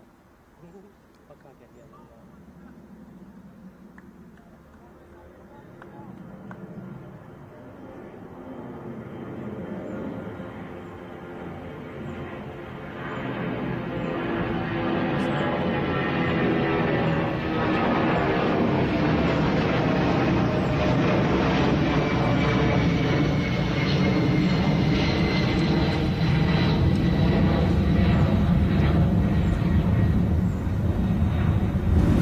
I still can't get over the 5 runs. We're still talking about it here in the comm box because, again, it's not something you've seen often. Really the first time I've ever seen that, especially in that occasion. If he's thrown it in and it goes over, that is okay. Again, we have Asif coming back into bowl following Shamar Springer. Yeah, sorry about that, Amar, but I just hope that the right decision gets made at the end of the day. I mean, so umpires can review that sort of decision with a replay of some sorts. Because at the end of the day, you just want the correct decision to be made. I just don't want the game of cricket to be sort of a sort of search for certain things in the game, and that's when the game of cricket starts. It's complicated already, but then it becomes really complicated. Yeah, you know what I mean? And I don't know how you can judge the intent of the fielder as well. As again, we see him follow Shamar Springer. That's a slap. That is a slap indeed. It's short. There's no doubt about that. And you can see Asif's reaction, hands on the hips. He's looking back, said, how did you take the ball that was nearly at your head and slap it over long off for, I believe it was deemed a 6 there. The power from Shamar Springer. That's an incredible cricket shot. To get the ball, to manufacture the ball, a sort of a tennis slap over mid-off for 6. It's a great shot. Really good shot. And that's the way he's put pressure on the bowler, on the Iron Man. And that's a really good start to the over, because now he's going to start thinking about where he goes to and what fielding changes he can make. It's kind of difficult with his action to have third man up. So let's see how he goes here. If he goes at the toes or goes wide Yorker to get the lefty back on strike. Yeah, it will be an interesting decision. He went to the toes, and the lefty will get back on strike, just as you said it, Dane. But Shamar Springer, he did his job. He one boundary and over, I think this is what they're telling him. At least one. Just try to get one over there. And again, one of the most extraordinary shots you'll ever see. We saw one of the most extraordinary situations happen in the over before. And then that shot, one of the most extraordinary shots that you'll ever see. So it's all happening at Church Street Park at the moment. Yeah, it's all happening. Action-packed. Over the carnival of cricket, as it's been labelled. Great start to our what day is it today? Saturday? Saturday festivities. Being a cricketer, it's only training day, off day and match day. So there's no days of the week for us. So a great start to the Saturday. Super Saturday. Good couple of matches on the horizon. Absolutely. Zamruth Podre gets Shamar Springer back on strike. We have one more match here at Church Street Park that Dane Pete will feature in the Morseville Raptors. They come out to take on the Philadelphians. So it should be an exciting time in the day-night game. But right now, all eyes here in the afternoon on July 2nd, Super Saturday. It's a holiday weekend and a lot of matches going on. You can catch all the action at MLC Network on YouTube, Twitter, or Instagram. You can go and check out MILC USA. That is the official tag on Instagram. You can see all the reels and highlights package that is put out beautifully by the media team for minor league cricket. As he tries to come down the track this time, Shamar Springer, and the wicketkeeper's just done a terrific job behind the stumps. I was thoroughly impressed by the wicketkeeper last night. It's really good hands, good agility, good movement. There were a couple of balls that he really, as we say in football, not for soccer terms, in like diving into the top corner and keeping it out. He did really, really well, the young man. Thoroughly impressed by his keeping. I think his name's Pranav. And just exceptionally good keeping on that end again. Yeah, Pranav Rao, again, very athletic effort to hit the inside edge of Shamar Springer's bat, it looked like, and he was just able to get a glove on it and keep it to just 1, which could have been, ended up being maybe 4 off that inside edge. You saw how powerful that bat is of Shamar's. But the lefty now on strike, goes short, and there's a wide delivery. No arguments can be made from anybody on that occasion. Clear cut. I think we're looking for more clear cut things now after a couple of confusing calls and confusing situations taking place, and that is going to be 1 for the over. And again, for all our first-time viewers, if he bowls another delivery like that, it'll be another free hit that he will give up, and you'll get another free hit for the batsman to take advantage of. Yeah, for sure. That's his go-to, bowling the bouncer. So hopefully no confusion the rest of the over. It's incredible part of the game, this. Went for the Yorker, just missed his length a little bit, but he's able to squeeze it away for 1, and that's going to do it 14 overs gone, 113 runs on the board, 2 wickets down as we head into this last phase of the game.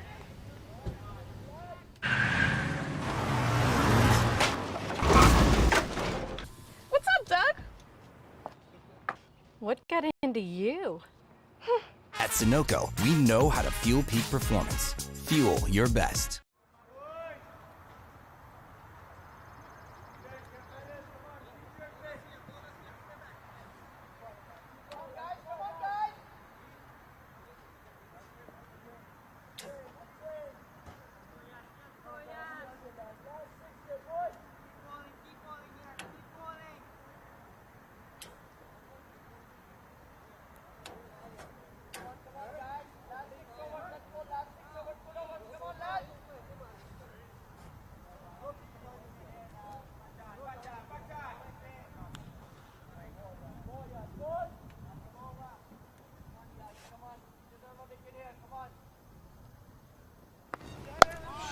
Welcome back here to Church Street Park. So you can see more of Yashwant Balaji bowling. He's bowled beautifully so far, apart from the 5 runs that he's given up in the last over. But he's bowled really well. I know the surname Balaji. Growing up, I used to watch Laxmapati Balaji, opened the bowling for India. Really good fast bowler. I always regarded that surname as one of my favorite, Balaji.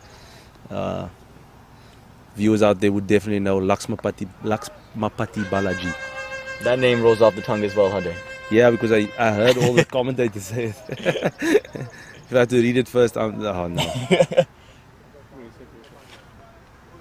And we're seeing again, he's just been tight. He's kept it up and around stumps, not giving a lot of. I definitely do love deliveries. the confidence that Najaf's given. This goes a long way. Being a finger spinner, and you get the confidence from your captain to keep going. He's bowling the 15th over of the game, which is never the easiest part, because this is where you find the balance between if the batters go or if the batters just try to maneuver the ball. And this has been really good from the young man. Even though there's a couple of boundaries, he's learning a lot from this occasion. Yeah, the young man this time, Amrut Pore, puts it over the rope for 4, just able to squeeze it into the gap at cow corner, sends it over the rope for 4 more runs. And again, that's what Atlanta's looking for. It looks like they're just looking for that boundary every over. Again, he just got enough underneath it to send that one over the rope into that cow corner gap for 4. But as you said, Yashwant, he's bowled well. Yeah, definitely. From the start that he's been given the ball. Definitely.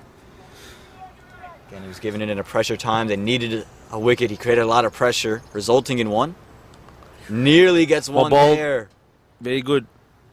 An inside edge. We saw that happen yesterday quite often with Lahiru Malanta coming down the track, finding some inside edges, just beating the keeper to find leg for a single. The Cavs definitely need to take some sort of momentum into the batting. They under pressure.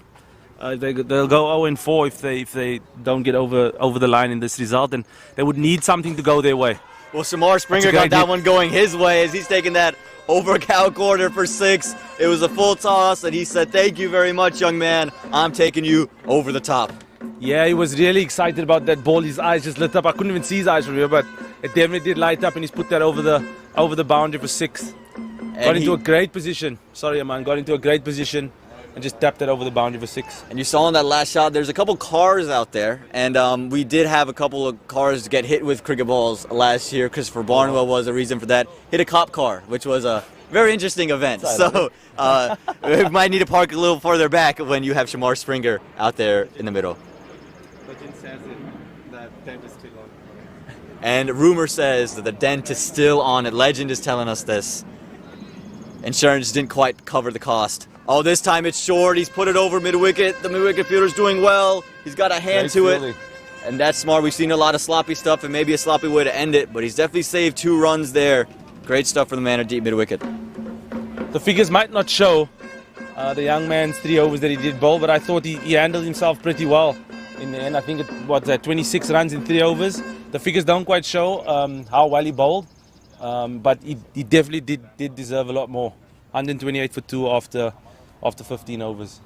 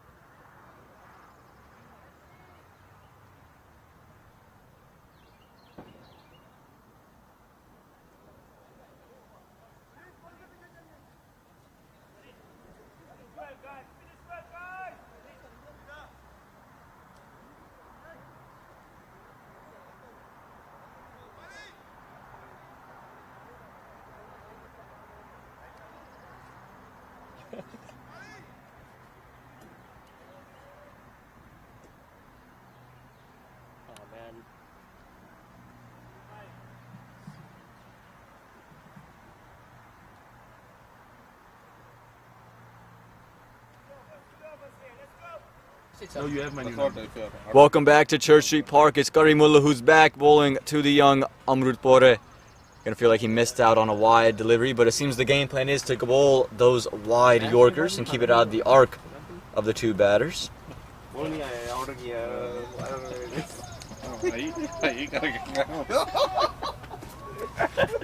And the score reads 128 here in the 16th over. So got to try to find a way to consolidate again. The game went to 130 yesterday. Again, tried the wide Yorker. This time, Borde's good enough for the task. He just gets it over the man at long off, and they're able to get two. The length for Karimullah is going to be important here. I mean, that he got away with that for on that occasion. I think long off should go out, and maybe it looks like the change is being made. Third man's coming up, long off out. If he bowls a good length, if he misses it by any stretch of the delivery, it's going to be easy hit over middle for four. So the fielding change has been made. And that one is going to be deemed a wide, pushed it well outside. Again, he moves it across the left-hander. So he's got to be careful with the angle that he goes, not to get too wide. I've seen this in the US where bowlers try to bowl outside the arc of a batsman with the field set, deep square out, cow corner out, long on out, but then third man up, point is up, but they're bowling a wider line, which is, in my opinion, kind of strange. If you're trying to, you know, protect the big side of the field, why not bowl there? So this one is hit straight up into the air. I don't think anyone's going to get under it. No, he wasn't. He was running backwards. Never easy running back. Karimullah unable to get it to fall in his hands. Again, never tough. You can see a little bit of a smile on his face. I think it went straight through. It doesn't really look like he got any piece of his mitts on it. Again, just take a look at the replay. Yeah, just head was never still going for the catch, unfortunately. And at the end, you can just see the ball dying away from his eye line and hands sort of stretching out, trying to get the ball caught. Unfortunately for Waleed, I thought he deserved a wicket today. I think that's the third drop catch of his spell. So unfortunately, a drop catch of his own bowling. But again, it's an important part of this over. It's halfway through the over. Maybe looking to close out here. It's really, really important part of the game for both sides. Springer's caught up with the momentum of the game really, really well and hitting it nicely. Well, it's shots like that. Has he got all of this one? Just enough to get it over the rope. Oh no, that looks like it's 4. No, 6? It is going to be deemed 6. And you can see... I think there's a bit of a misjudgment with a, oh, come on, from the bowler.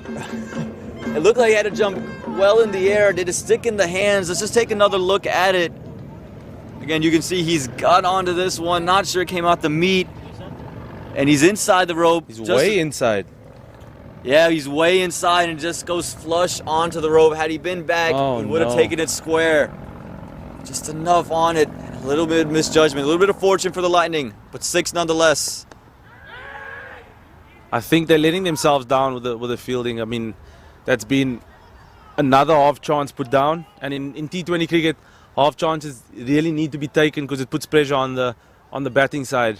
Let alone the further, the longer the game goes in 50-over cricket and test matches. But this format of the game, it's really, really important because it really stunts the flow of the game for the batting side. Shamar Springer given a life, and he said this one straight back, and it's just going to be 1. But like you said, those half chances just haven't been converted, and that could be the difference of why Somerset may fall 0-4 here. Frustration from Karimullah, and that's going to do it. 16 overs gone, 139 on the board. वक्त आ गया है Lakshmi basmati rice को घर लाने का। Lakshmi extra long basmati rice. इसका हर दाना हो इतना लंबा, पकते हुए महके और प्लेट पे क्या खूब खिले। हाँ, मेरे घर लाने का। Yeah, 170 is definitely in range for him.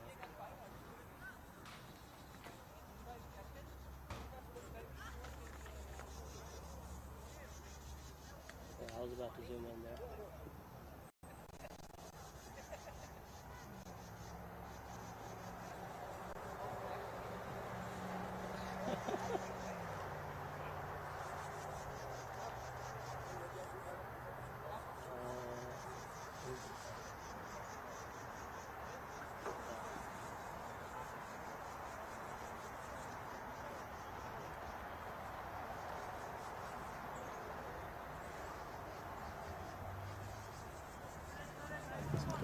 Welcome back to Church Street Park here in the 2022 Toyota Minor League Cricket Championship presented by Sunoco. We're going to see Umaid Asif come in to bowl the 17th over, bowling to Shamar Springer. He started to go on the toes, as Dane mentioned in his last over. Does he continue that trend, or does he try something new? Oh my God, he's made some room. He's gone all the way, and that's going to clear the rope with some ease. Maybe one of the shots of the day. He's got straight on to the concrete here, and another big six for Shamar Springer. It's a hell of a cricket shot because his weight was going to square leg and back, but his hand speed and the levers that he has allowed him to hit that for six. Again, it was in the slot slightly by the big man, and unfortunately for him, Springer just found it really easy to chip over the long on boundary for six. Yeah, it looked like he rolled his fingers over it as well, tried to slow it down, but Shamar Springer, he was up to the task. He got it all the way up and all the way back. So how do you respond? Gets hit for six, the first ball of the over. Again, slower this time, pulls it away from Shamar Springer. The one miscue for the young Pranav Rao leads to an easy single off a bye. Again, that's good keeping. That's Dhoni-esque wicket keeping. It was bouncing ahead of him, just put his two legs out, and that was a really good piece of wicket keeping. Again, he's been very good behind the stumps for the Cavaliers. Maybe the bright spot in the field for the Cavaliers, just with all the runs he saved. But again, you can see some of the pressure now leaking towards the Cavaliers. There's some conversations being had, some frustration being let out. At some point, you got to keep your composure.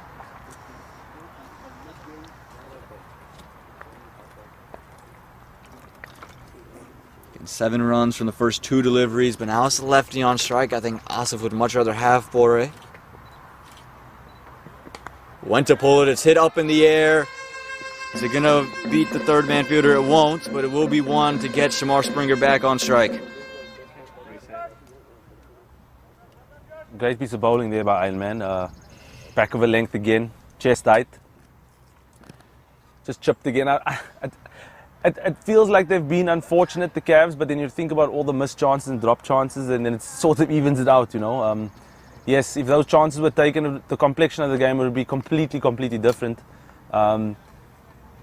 Like we showed yesterday, I mean, from the Raptors' point of view, we pride ourselves on being a good fielding side, and if you contribute to the bowlers' efforts in the field, you know, things become really easy. A good catch by Sanjay Stanley yesterday, which changed the momentum of the game. Oh, and this one is pummeled back, and there's no chance for any fielder. It's going to be 4, and you can see Asif is saying, why need to come around to it? Looking at the captain. Captain doesn't know. He's got that emoji, you know, the emoji out there with the I don't know emoji. The hands up. Again, it was hit so flat, so hard. I don't think there was really a chance for a wide, long on to get there.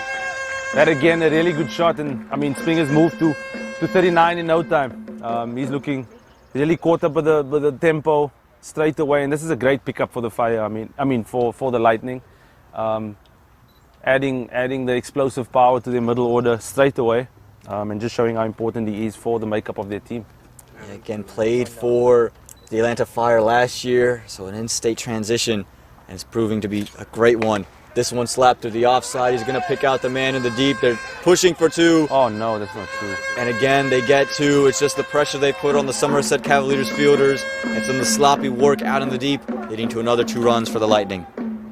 One thing I can say about cricket is if you're not a good fielder per se, you will really get caught out in the field with fumbles and, you know, not being in the right angles, and you just cannot hide away in the field, and that's another example of it. A small fumble. Springer played a lot of cricket, understands that he's putting pressure on the fielder out there, and he just come back for an easy 2. Yeah, easy indeed, and he gets another opportunity at strike here against Asif. Comes down, a slap to the offside, vacant region of the ground, and it's 4 more. He's got a lot of power, pulled the length, and he still slaps it away. Asif having a tough day today. I think that's his 4 overs has gone for 52. They've really played him really well, and understood that him trying to bowl back of a length, and with them understanding what he's trying to do, they've really counter punched and put the Cavs under pressure. It's 157 for 2 after 17 overs.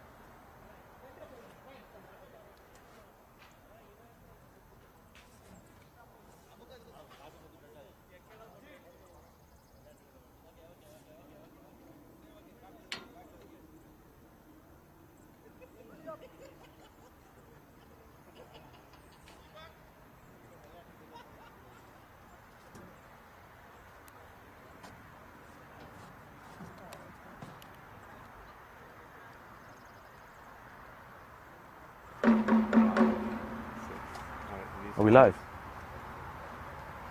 Welcome back to Church Street Park here. Najaf Shah has the ball in hand. Bore looking to pull it, and he's just going to get one. And here's the matchup. Shamar Springer, he's looked so good all day long. And now he's going to go against the captain, Najaf Shah.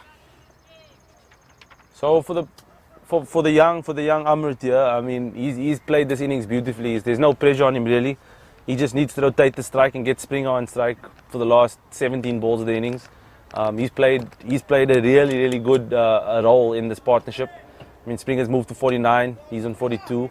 It's been a great innings, caught up with the tempo of the game, put the bowling side under pressure, and now it looks like a 180, 190 is possible going in. Maybe even 200 if they have a flurry at the end with Kyrie Pierce still to come.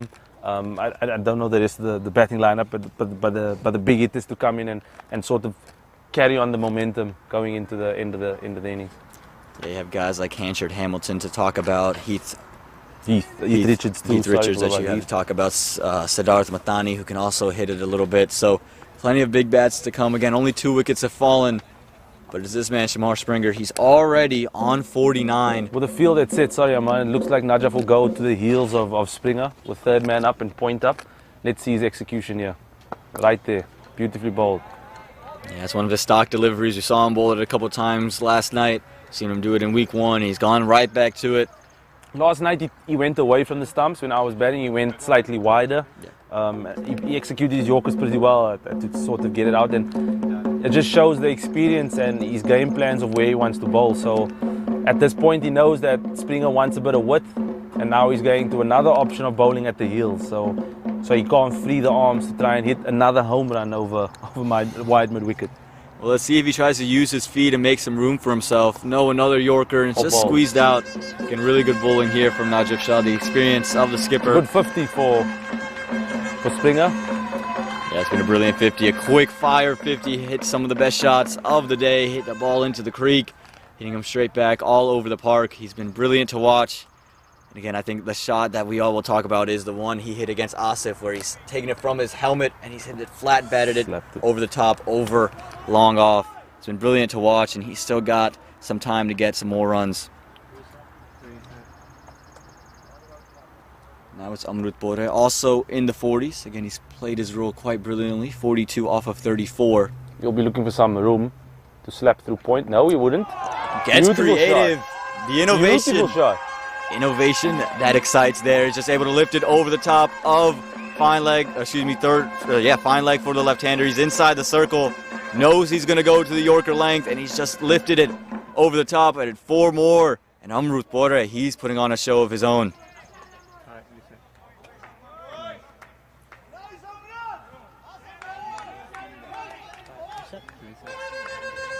Great shot by the young man. Church Street Park's played beautifully today. The pace of the pitch looks really good. Consistency. Bit too pace last night, but that is expected after the rain that we had on Tuesday. And the pitch has played pretty good. Ball coming on nicely. You can trust your hands flowing through the line of the ball. Amrut Bore on 46. 47 now. Came down the ground, just squeezed it out. So we got to see Shamar Springer face the final delivery of Najaf Shah in this 18th over. Does Najaf Shah's got it over after this, or is that? He does. This will be his 3rd over, and he's kept himself for the 19th over as well. Be interesting to see where they go to. Probably Karamula again for his final spell. They got one left for Hemraj, but there's a left-hander in, so it'll be interesting to see where they go to with that final over. Plenty of options you have. Again, do you want to go with the spin because you have both your spinners have overs available? You're probably not going back to Damien Jacobs. You try Asif again. Karimullah has an over. So again, going to be interesting to see where they go and how they try to manufacture it.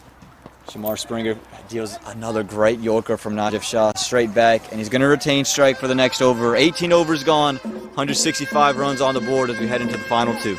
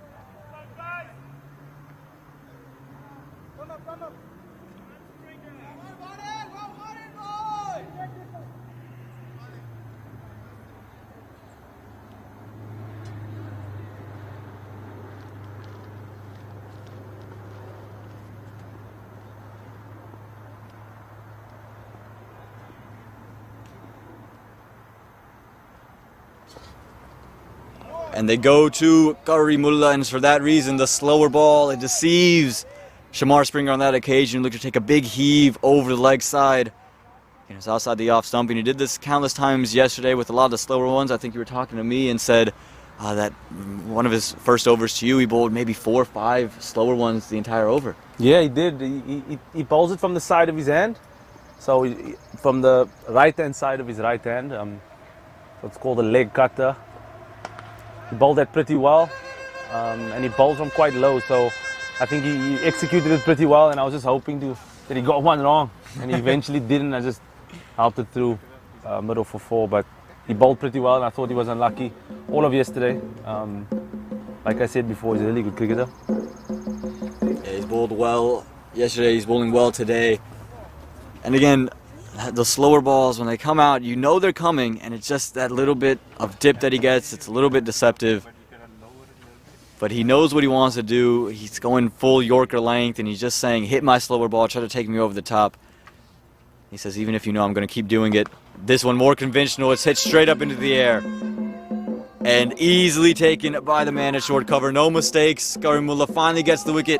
He's looking for it. A couple of drops in his overs. Finally the wicket goes. Pore's just going to miss out on his 50. Gets out on 47. It's been a brilliant innings from him. Great innings by the young man. Take a lot of confidence in that for the rest of the competition.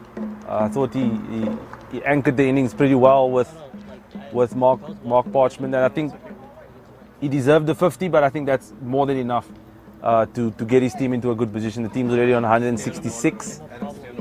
And that's been a great little innings by the young man. Yeah, exactly. And you know what he did, he never allowed the game to get into a dead space. When Sagar Patel got out early, could he easily got into a shell and just kept defending.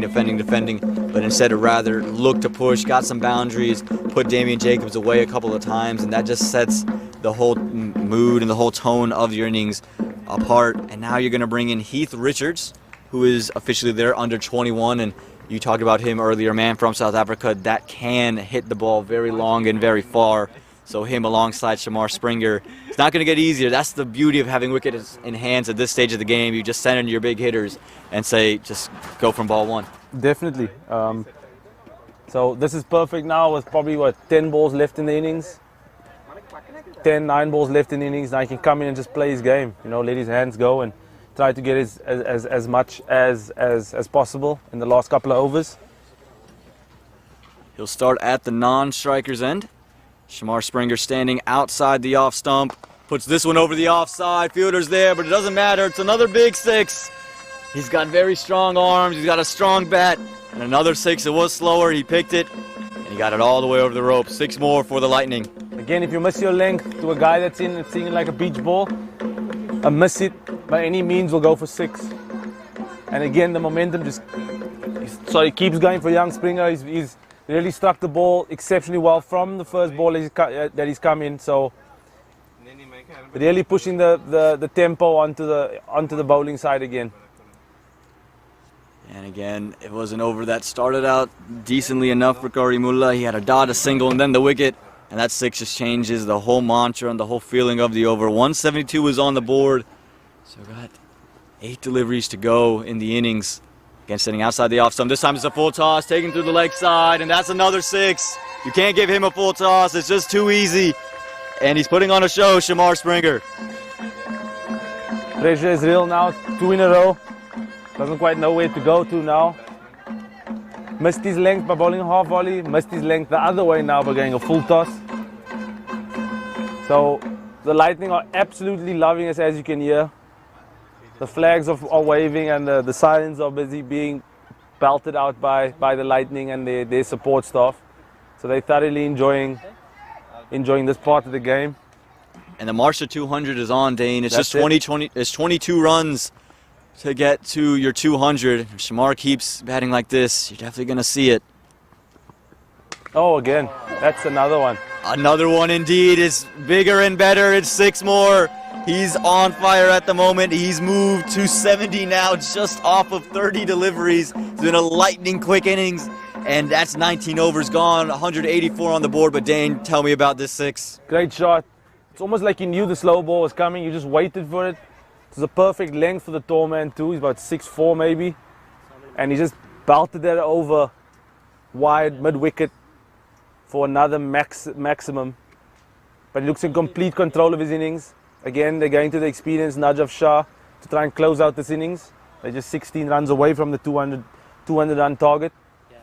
But again, just shows how important taking your catches are in this format of the game. It puts the team under pressure because they have been given the opportunity to reshuffle their batting lineup by bringing in Springer over here. So I think it's going to be an important closeout to this innings.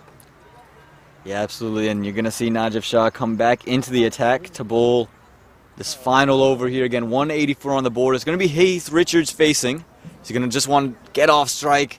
Again, we know you can clear it, but I think he's just going to say, all right, Shamar, you're in Nick. Go ahead and try to take this one over the rope. Okay, Najaf Shah, he's shown that he's going to attack the heels and go for the Yorker. So he's got to be expecting that one. Maybe comes down the track, makes some room, and try to flick it through third man for 4, as we saw Saiteja Mukumala do to him just last week. Oh, well, how about a switch hit first up for 6? Now that is something special there. He's gone completely switched. My goodness. Yorker takes it over point, and that one's gone all the way for 6. Heath Richards says, sorry, Shamar, you might have to stay at the non-striker's end for the over. That is an unbelievable cricketing shot there. Wow, it's a great shot. The era of a South African growing up watching A.B. de Villiers, eh? Clearly. I grew up watching Hansie Cronje. He's watched up growing A.B. de Villiers. That's why he plays shots like that. Well, it's an incredible shot for a tall man. Unbelievable. He's gone down to the Yorker length, just able to lift it over the top, and you can see Najaf Shah, he's made his third man a lot wider just in case he wants to try that one again. And first ball, and he's already manipulating the field. That's just a really good shot. Again, we've seen some terrific straight back shots, some terrific shots, but this one maybe the most innovative, most creative.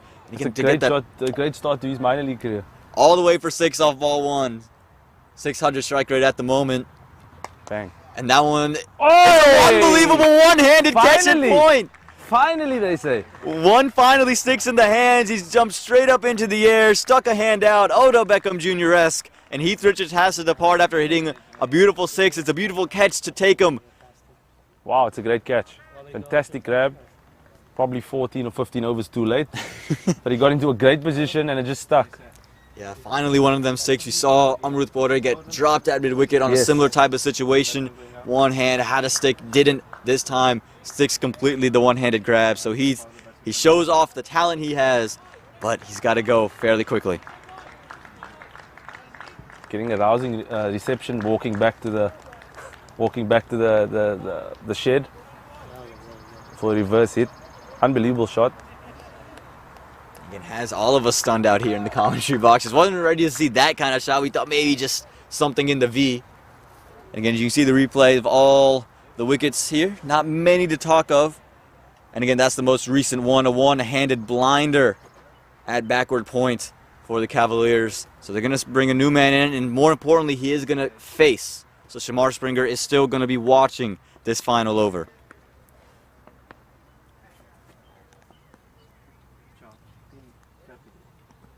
Goes full, goes straight, and it's squeezed to third man. So they are going to be able to get Shamar Springer on strike to see these next three deliveries. And the new bat in was Hines, Terrence Hines, who's come in and he's done his job well, just to come in and get Shamar back on. Big 3 balls this. What do you reckon, Dane? You reckon we have 3 sixes in store? Hopefully. Well, 191 on the board, just 9 needed to get to 200. A mammoth total here at Church Street Park. But a lot Raja's definitely going to the heels. What does Shamar do? Will nullify the mid-off, trying to hit the ball through the mid-off area. He cannot miss his length. Here we go. Well, missed it, and it's over cover that time. Gonna go one bounce. No, excuse me, that is straight to the man at sweep recover. Thought he hit it a little bit straighter than he had. So gets away from Shamar Springer.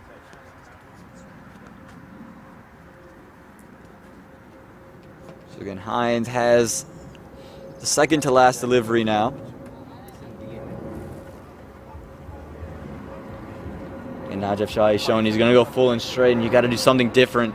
Heath Richards did do something different. He just tried to squeeze out another single and let Shamar see the final delivery.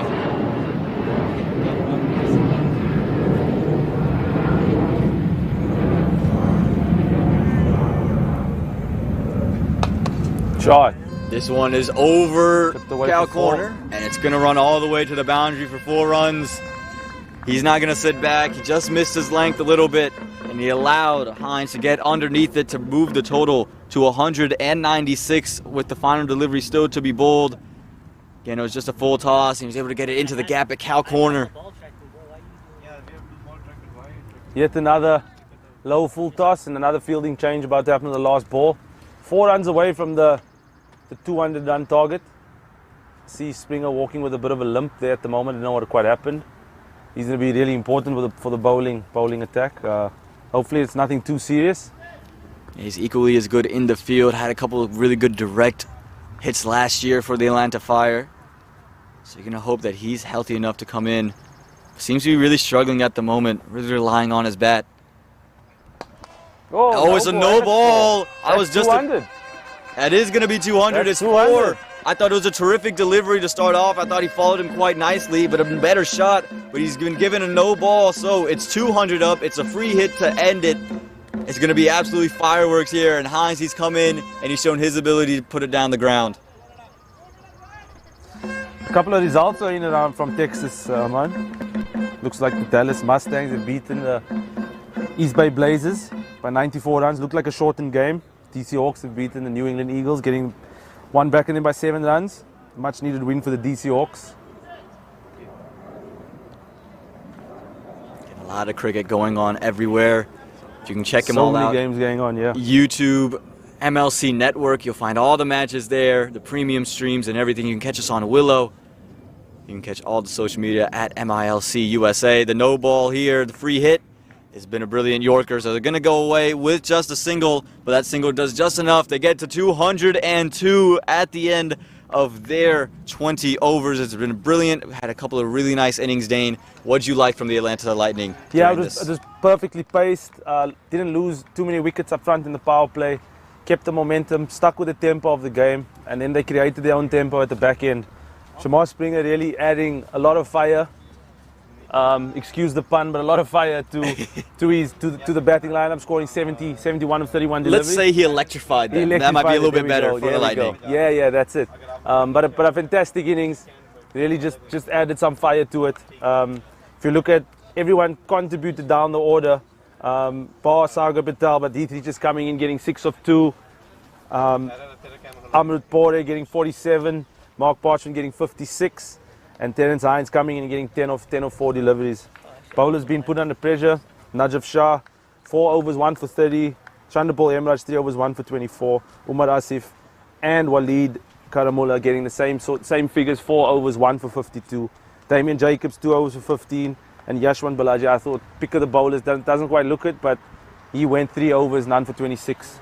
It was an exciting first innings of cricket, and don't go anywhere. You have an exciting second innings as well, as we'll see the Somerset Cavaliers try to chase down 203 runs. Again, do not go anywhere. We'll be back here. The break is just 8 minutes, so get a quick snack, get a quick break, and we'll see you back here in time.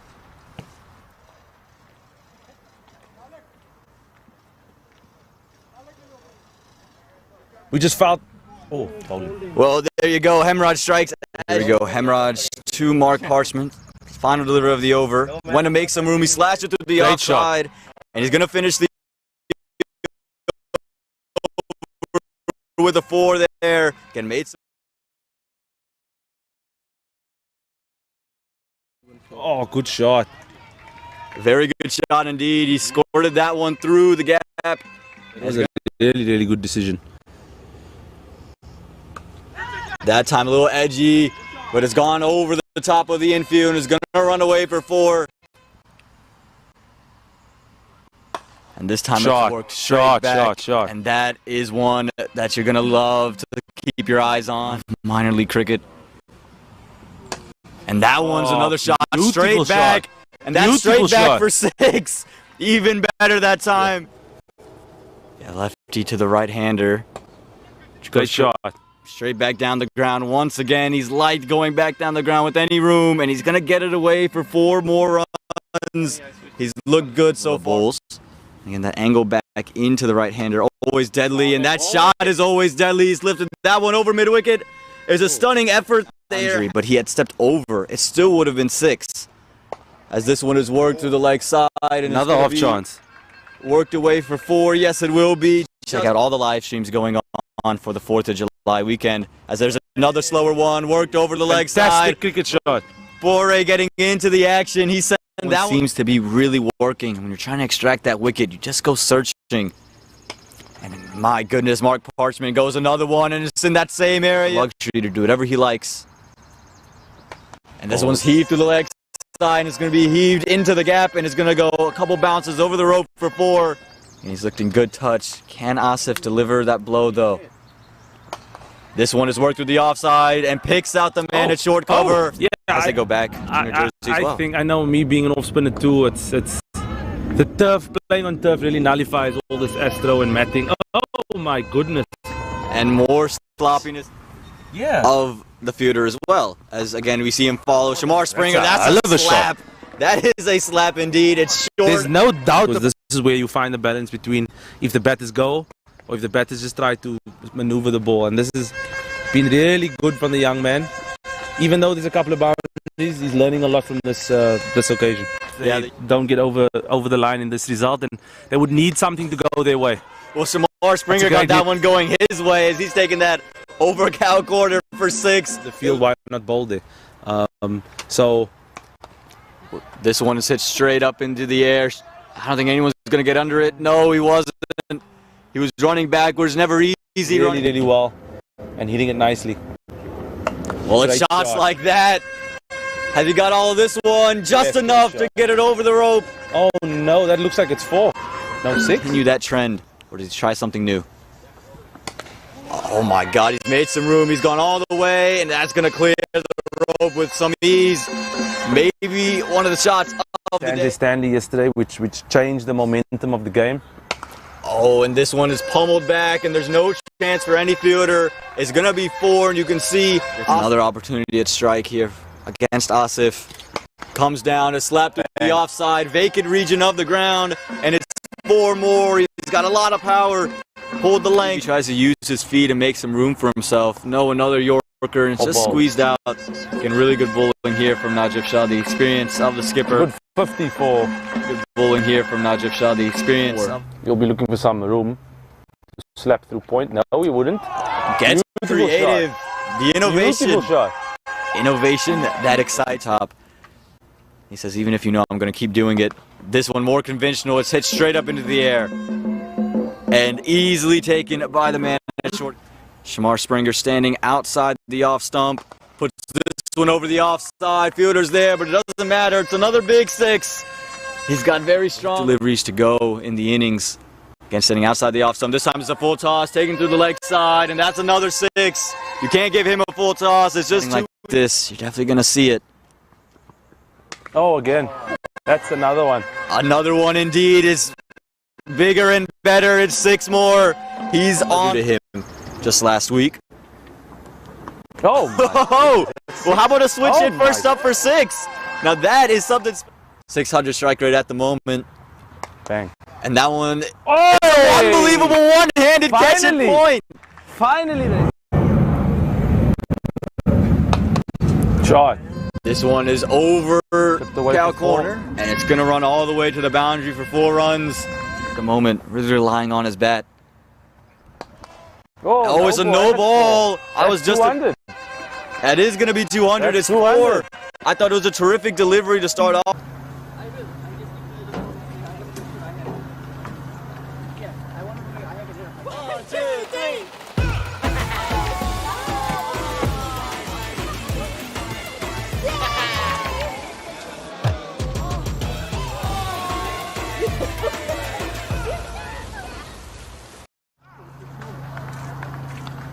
You're watching the Toyota Minor League Cricket Championship, presented by Sunoco.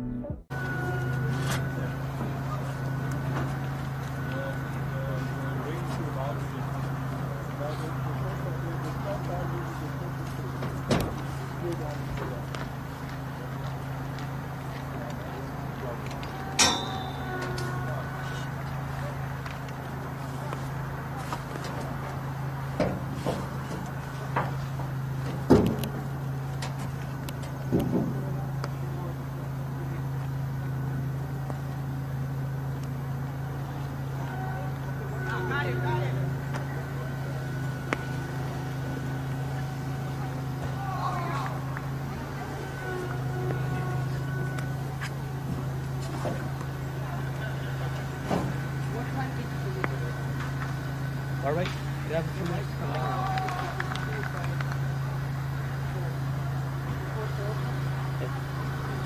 Hello? You have a few minutes to come down or no?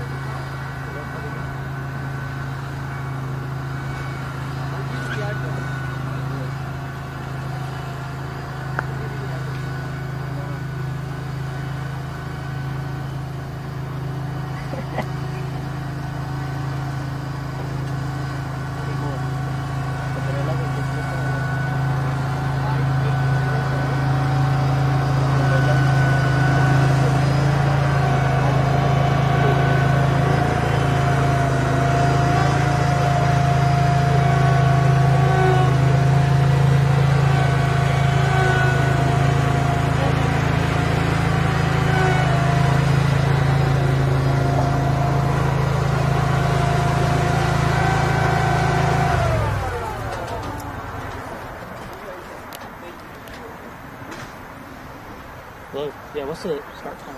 7? 5 minutes?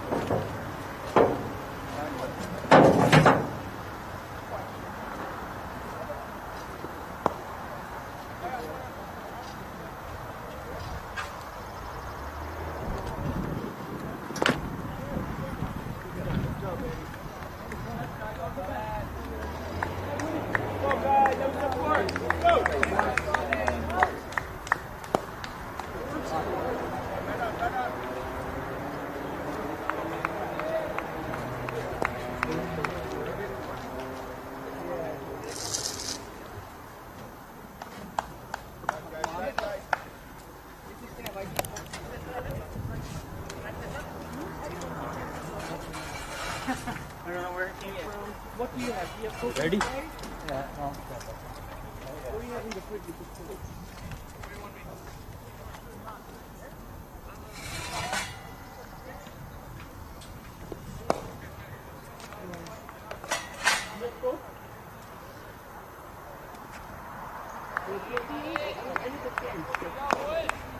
You're watching the Toyota Minor League Cricket Championship, presented by Sunoco.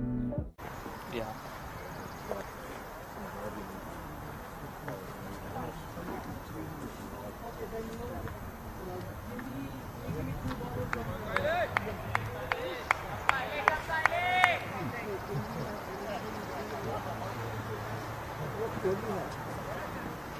Oh, my bad, bro.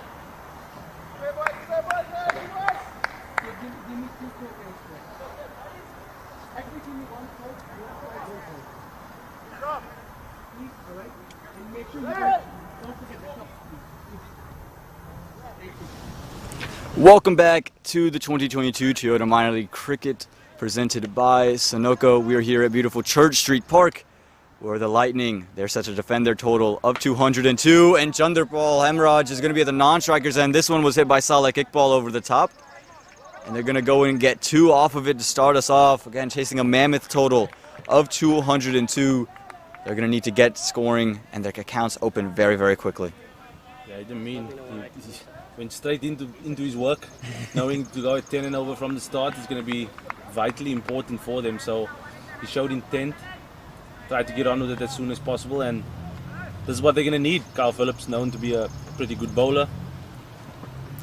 Yeah, pace galore. This one over third man. It's all the way for 6. Salek Iqbal. He's very, very strong player. That's why they send him to open. He's very, very positive. And Kyle Phillips just getting too short. He's got a lot of pace on him. A tall man, and just helped over the rope for 6. It's an incredible cricket shot yet to get going. They're going to need a good start though in the power play.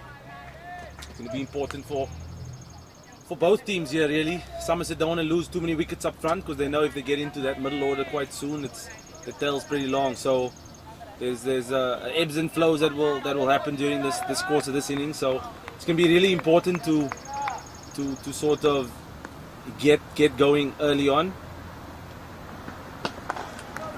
Well, look at that. I got flashbacks to last year, Dane. When Kyle Phillips was bowling last year, Morse was out there batting. Batsman punched it straight back, one hand stuck out, and he took a catch on the reverse. So I was almost ready to say a repeat of last year just because of the way he was able to stick it out. Again, always very quick when he's coming out of his action to react to deliveries, hit straight back. So I almost got PTSD from that delivery. I was ready. I was about to shout. I realized there is a bump. Again, short, again wide. This time only enough to pick out the man at mid-off, and the first wicket falls, and it is the form of Salek Iqbal. Exactly what Kyle Phillips wanted. Took a little bit of the pace off, a little bit wider, and it was hit straight to the man at mid-on. He was obviously looking to manufacture something from that sort of delivery. In my opinion, there's no need to do that after getting a pound in the second ball of the innings and trying to swing through the line of the ball. But again, you got to take risks to try and get some reward, and that is it straight to mid-off, unfortunately for the batsman. But the Atlanta Lightning are really happy to get a wicket early on in this innings. And you can see the slow walk-off for Salek Iqbal. He knew he needed to stay in long, preserve wickets, and make use of this power play. Be really that steady ship beside Chanderpal Hemraj to get things going. But it looks like he's going to bring in Xavier Marshall into the middle. Again, we know how experienced he is, an ex-USA cricketer. He scored 100 last year. He's put on a couple of big shows here, has a couple of big shots, showed us some of the shots that he has. Again, read a tweet that says he drives the ball like a BMW. One of my favorite tweets that describe how someone plays a shot, and he's going to come into the middle alongside Chanderpal Hemraj. I remember seeing Xavier for the first time, obviously on television, but seeing him for the first time playing for the West Indies in a test match. He just had a lot of flair. Batted with the Grey Nichols, I remember at the time. But he was like 23 maybe when he played for the West Indies in a test match and a couple of test matches for them. There's loads of flair, so lots of experience. The Cavs are going to expect a lot of work for him here. But let's see how he goes about his business. Yeah, and he tends to just leave a couple of deliveries early until he finds one that he really likes. He's not going to force the issue, which you might think is counterintuitive just because you have all these runs on the board. But you'd rather have a batsman play a ball he's comfortable with playing. And once he gets his eye in, he's very hard to get out. But Kyle Phillips, we know what kind of bowler he is. USA bowler for good reason. He's showing some pace and showing some movement away from the right-hander, which is always something that's tough to deal with, especially with his kind of pace. Yeah, great start this by Kyle Phillips. I mean, it's a good delivery, just straightening off the surface.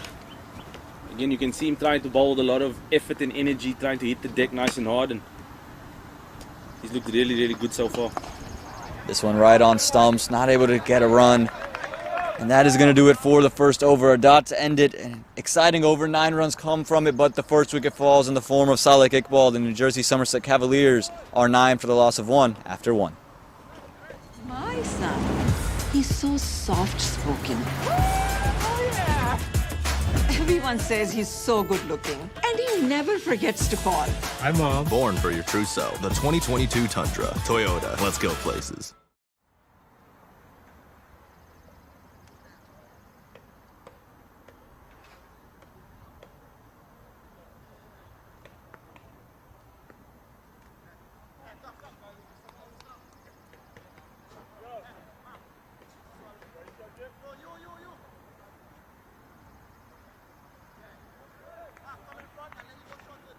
Reset. Reset, Barbara.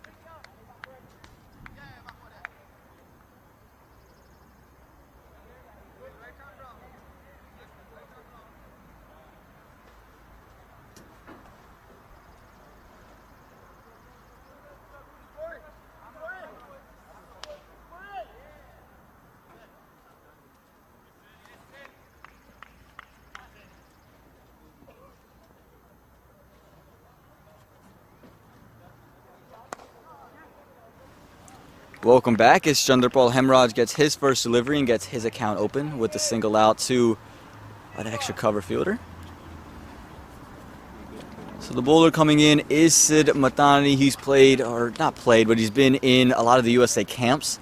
He's an off spinner that they were looking at, and just For San Diego last he played for San Diego last year. That is correct. Made the transition down to Atlanta, and again, always difficult to make the U.S. team as a spinner, just because there's an overabundance of spinners, particularly left-arm orthodox spinners, which seem to be a dime a dozen elsewhere around the world. Here in America, we got them going on grapevines. That's what it feels like. But 3 million left-arm spinners. yeah, and we could probably spend the rest of our hour naming them.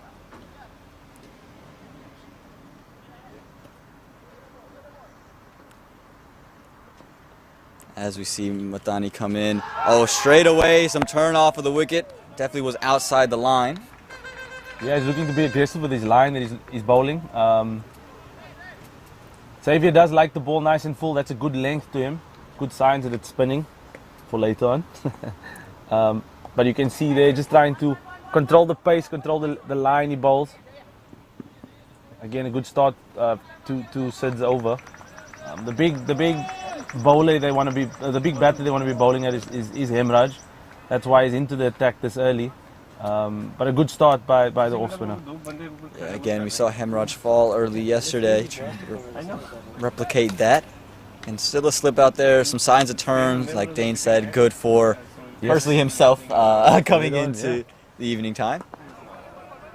A definite movement, and he's giving it a little bit more air than we've seen a couple of bowlers, specifically Hemraj in the first innings. He's giving more air and allowed the ball to kind of dip and do some stuff off of the surface. But Xavier does know that he can't give his wicket away, so they're going to try and let the run rate just increase a little bit, but absorb some of the pressure. But they don't want it to balloon out of control, so that's going to be important for them to see how they handle this situation of the game. But a good over so far from Sid. He's showed good control of his length. Let's see if there's a risk here from Xavier. Again, not a lot of risk involved in that shot. Just looking to push it around the ground. So it's a quick and easy over there from Sid Matani. Just the 3 runs coming from it. 2 overs gone. 12 runs on the board for the loss of 1 wicket.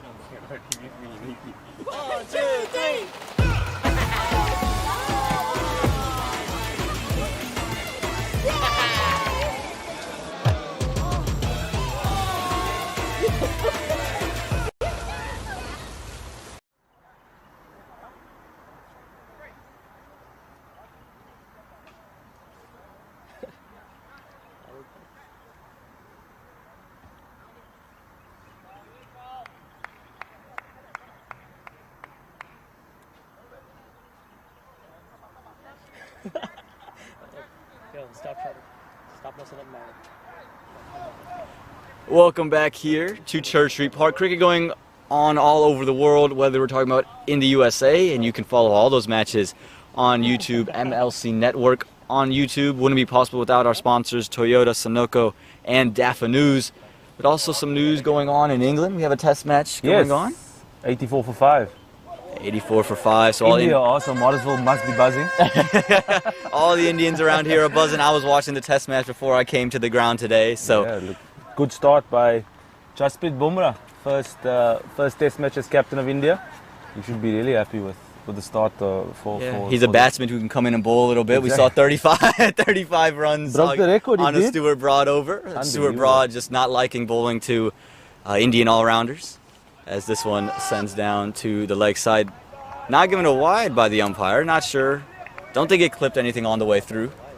For anyone listening, I was making a joke about Jasprit Bumrah being an all-rounder. I'm not that naive to say that. Again, you take a look at the wide. To me, it didn't look like it caught anything on the way through, but the umpire felt differently. Umpires are under pressure today. Especially after the flick for 5, you know, that's the one. Incredible decision. I'll take a long time to get over that decision. I think the Cavaliers will take a long time to get over it as well, as this one just finds the outside edge to third man to get a quick single across. So we'll see Xavier Marshall facing Kyle Phillip, the ex-USA batsman, taking on a current USA pace bowler. One of the ones they're very high on just because of the raw pace and intensity he comes in with. And that's the one thing you could say USA maybe lack, is that young pace bowler coming up through the ranks, and they're hoping Kyle Phillip, Rohan Posunapalli, and other guys across the USA Abhiram Bolasetti can be those guys. Yeah, the Indian Italian. This one full straight down the legs, and Dane with a very, very emphatic decision, not out, and the umpire seems to agree from here. Yeah, like I said, you're allowed to test your vocal cords now and again. Maybe the umpire has got a shocker in his arsenal, so I've always told the umpires that I'm just appealing for you to make the wrong decision. Because I definitely know it's not out. I was known for that back in South Africa, telling the umpires, I always do shout, where's the shocker? So yeah, that's why bowling is so much fun. You get 6 opportunities to get a batsman out, right? 6 opportunities to do it. Exactly. And Kyle Phillip, he's making use of all 6 opportunities, making life difficult for both men in the middle. Just the 1 run coming off of the first 5 deliveries. And when you're chasing 202, you got to find ways to score off every single one. This is an interesting start by the Cavs. They haven't really tried anything, you know, sort of taking a risk chasing 203. It's kind of important for them to try and set the tone and try to get some sort of momentum going, which they haven't quite done. So the run rate with every dot ball is going to start ballooning, and that's what you don't want as a batting unit. But again, they're caught in between of what to do, and another steady over completed for the Lightning, sorry, and they end off with 13 for 1 after 3 overs.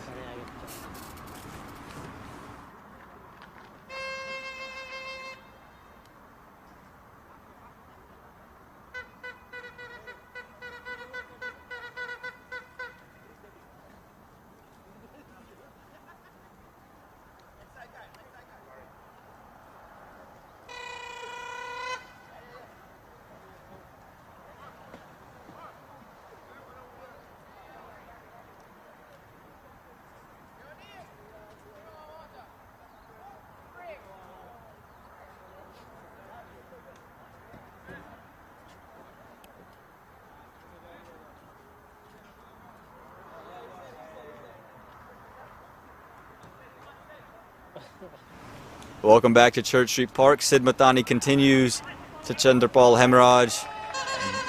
Just a dot ball to start us off.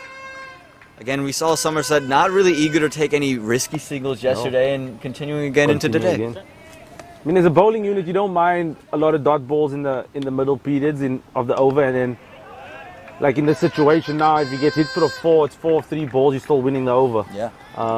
So it's important that the Cavaliers sort of take a risk. They're really gone about this in a strange manner. I thought they would have taken a couple of risks, especially in the power play. But again, they know the fire. Sorry, again. The Lightning started off pretty slowly and then gathered momentum as the innings went on. So maybe they're trying to follow that sort of blueprint of this innings. Well, there's the risk you're talking about. Hemorrhage, he was duped into playing that sweep. It just misses that off stump. You can hear the horns buzzing. That is courtesy of the Atlanta Fire. They brought their own fan support. They brought their own noise. Rent a crowd. They brought their own. There's a shirt that reads, I bring my own background music, and that's what the Lightning have done. Yeah. Finally a single. But again, it's a very late single in the over. It's come off the 4th delivery. So from here, unless you can sneak away really 2 boundaries, you feel like the Lightning have again won another over in the power play. Yeah, that's important. I mean, at the end of the day, it's how you manage your innings from ball to ball. You don't want to get caught up too late trying to make a change. And that's the first risk taken. Yeah, that looks. Good piece of fielding out there. Yeah, had the pickup, slide, and throw it really in all in one motion. You can see he went across the line, didn't really get all of it. Only one, but now you can see some of the urgency kind of setting in on the Somerset Cavaliers. They realize we're in the 4th over, only 15 runs on the board. Yes. We got to find a way to keep manufacturing runs and keep finding ways to have them flow. The dam's got to break and just let the water run. I'm going to end the over with a dot ball, so another 2-run over. Yes, indeed, another 2-run over. 4 overs gone, 15 for the loss of 1. A close game in Texas. Michigan Stars need 15 off the last over against the Golden State Grizzlies.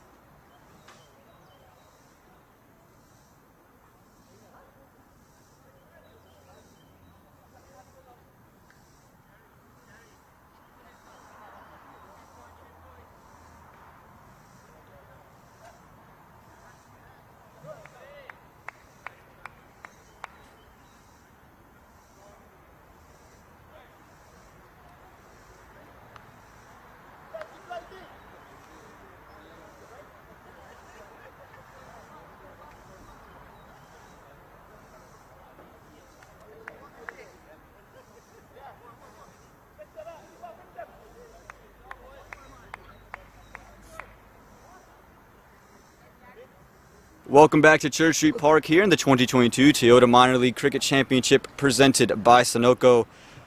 Again, all the cricket that you're seeing across the nation, not possible without our sponsors, Toyota, Sunoco, and DAFA News. A bowling change here for the Atlanta Lightning. We're going to see Rajiv Reddy come into bowl. Looks to be another spin, so spin from both ends, the left-arm orthodox bowler. Some aggression there. Great shot, Xavier. From Xavier Marshall, gets it over the head of Reddy and all the way down for 4. So the first boundary comes on the board for the Somerset Cavaliers, and they will desperately need it. I think he's really pushed the accelerator here. The Morrisville residents would know a Tesla, so maybe put it in self-drive and the accelerator just goes and goes and goes. That's what he will need to do now of this over. He knows this young man, he's going to try to put him under pressure. See how this over develops. Try to come straight down, big appeal, is going to be down the leg side, and he's going to be able to escape away for 1. Dan, you're getting quite familiar with the things going on in Morrisville. The Teslas all over the place, the Wegmans you came in with. Morrisville is very, very small. News travels quickly. Everything's 10 minutes away, so I mean, news travels within one text message gets out. It's like people hack your cell phone, everyone knows about it. Things spread so quickly. Everyone's connected into the cloud. We just have a plug. 100%. So I know everything about the Morrisville region, the research triangle as they call it. Gary, Raleigh, Morrisville, Durham, Chapel Hill. As that's a shot that is sent to Chapel Hill. It's over the top and has gone away for 6 runs. Chandrapal Hemraj has had enough of sitting back. He's taken the charge to the Atlanta Lightning. And a 6, it's become an 11-run over, just like that. Just like that, that's correct. It's a great shot. Giving him some room with a bit of width and a half volley into Hemraj's zone. which he found really comfortable just to pop it over mid-off. Knowing that they're up, he didn't need to hit the ball too hard, and it's flown for 6. This is a really good start to the over. This is the intensity I expected them, or the tempo, to bat at early on in the power play. But I think now that they've settled, they're going to try and push the accelerator and really try to catch up with the required rate. I think it's close to 12 and over at the moment. So yeah, this is the tempo and energy that I thought they would bat with. And again, the matchups. This is the matchup Hemraj was waiting for. Feels. And this one is hit straight back down the ground. Squeezed down to long on for a single. Again, fans trickling in throughout the ground there, as you saw. Again, the hill, one of the best places at Church Street Park to watch the cricket. Get a little bit of shade from the trees, and you just get a nice, pleasant view. It's where we're sitting at currently. Beats the view from last year where we're sitting out by the square leg boundary. So, always great to see. This one down the leg side. It's 5 wides. It is going to be 5 wides. I thought the keeper might have been able to get onto it, but he was not able to. Ends up being for 4, and an expensive over. The Lightning, they're letting go of the pressure. The chokehold is off. Remember what they say, when you got your foot on the lion's neck, you got to finish it off. They're letting them up.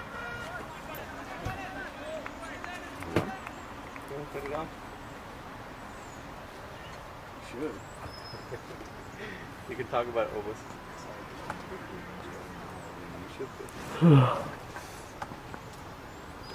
Again down the leg side, and another wide. Just free runs for the Somerset Cavaliers. It's freebies at the moment. Yeah, that just shows the pressure Xavier's put on the bowler early on in the over with the boundary of the first ball. Has really created a lot of pressure, and the inconsistency of his line and his length has shown in this over. And that looks like another 2. Out down to deep mid-wicket. This has been a fantastic over for the Cavs. Just what they needed. They're playing like the 2016 Cavs here at the moment. They're coming back from 3-1. Exactly. They need a huge coming comeback. Back from the dead. Exactly what they're doing. Again, 2 runs there. Again, it's been a huge over. Again, just 2 runs coming from the previous to get these overs now in. They've changed the approach, and they're saying we're taking you on. This one pummeled straight back. It's just 1 bounce to the fielder. He's done well to keep it from being 4. Saves 3 runs. A direct hit, 2. It's not going to be out. It's an eventful over. It comes to an end. 5 overs gone. 36 for the loss of 1. Their run rate is horrible.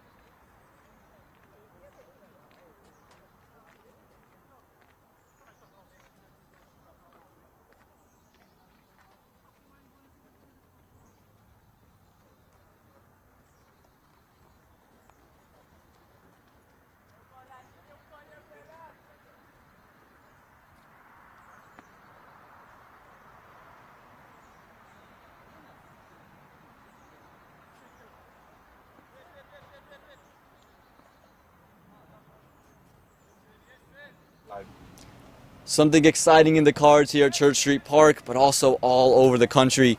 The Michigan Cricket Stars, they need 10 from the last 2 against Golden State at beautiful Prairie View here on 4th of July weekend. Again, if you want to check out that match, go to MILC Network on YouTube. You can also go to Twitter, MILC Cricket. MIL Cricket is the handle to get constant updates about all the matches going on across the country.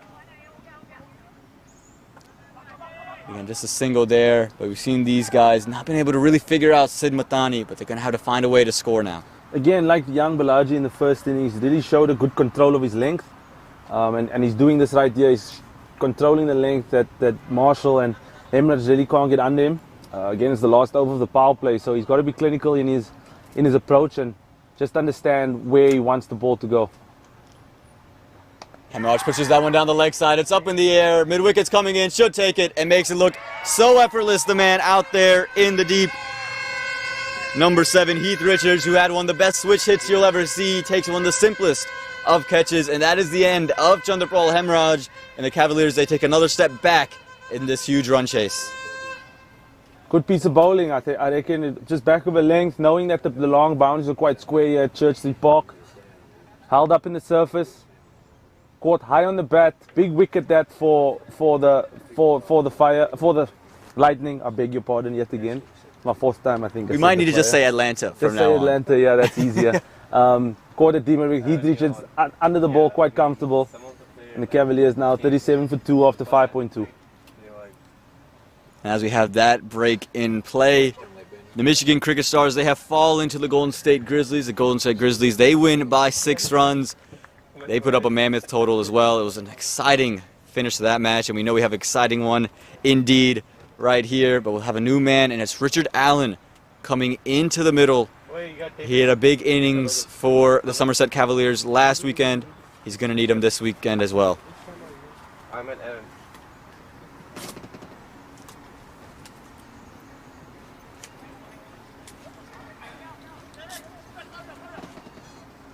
You stay the batsman.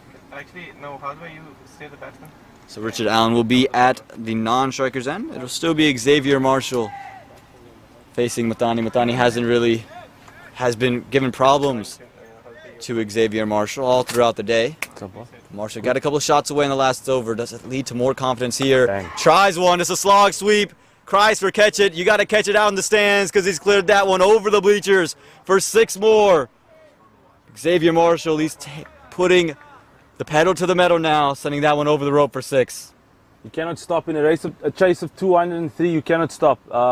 It's important that you keep pushing the tempo of the game, and it's a great shot. He got a bit of width. Knowing Xavier, having played against him a few times, he likes width to free his hands through the ball, through the offside or the leg side, and he just manipulated the ball over deep mid wicket for 6. Great shot. You just keep on pushing the tempo here. 7 runs from the over so far. Yes, the wicket in it. Got to make sure you don't throw your wicket away if you're Xavier Marshall. You got to bat through. A mammoth total on the board. This one just worked into the leg side. Again, still from this stage, you need 159 to get yourself over the line here in the last 13.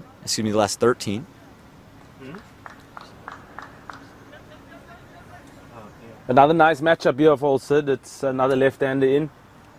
Spinning the ball away from Richard Allen. So you'll feel kind of confident. That's why the slip's in. Hopefully one just straightening off the surface, where you can get one to the keeper or slip. In this situation, I'll be trying to target the front pad. LBW, if it spins, there's opportunity of being bowled or caught it slip. So let's see what he does. He went back of a length there. Pulls a soft dot ball. We still got one more to bowl to Richard. So we'll see what he does. Try to do with Richard Allen. Again, he had a big innings for them in last week. Can he have another one? And there it is. He pitched it up. He went for the big slog sweep, and he's cleaned them straight through, just missing it completely. The head looked like he was up all the way. Tried the big one, and he has to walk back. He's gone the meat of the stumps, and Mathani gets wicket number 2. Definitely. It's an absolute hack across the line, trying to hit over deep mid wicket and mid on, which is a good option, but just the execution here was in the sky. Didn't quite get over the top of the ball, and a good wicket for Sid. I think he's bowled beautifully there. Always nice bowling in a chase where you have 203 runs to bowl, where you can take risks as a bowler, and I mean that he's got rewarded there. Good piece of bowling, and the Cavs playing like the 2020 Cavs maybe, or 44 for 3.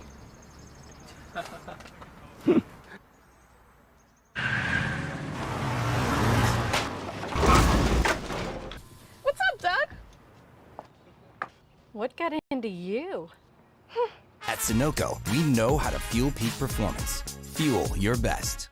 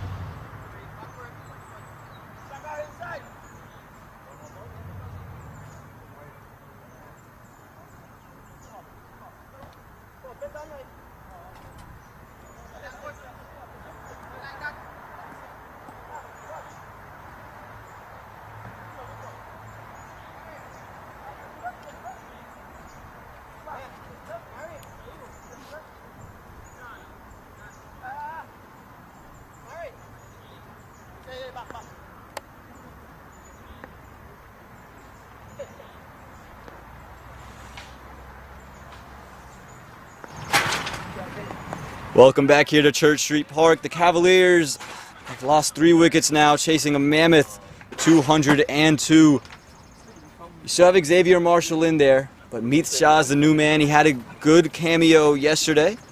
One of the bright spots of a batting card that wasn't too bright.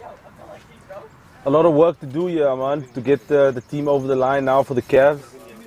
They're going to need something like the 2016 Cavs had in against the Golden State Warriors, where they came back from 3-1 down. Well, it would feel something like that. Exactly. If they're able to come back from this. Again, the Lightning firmly on top of the match at the moment.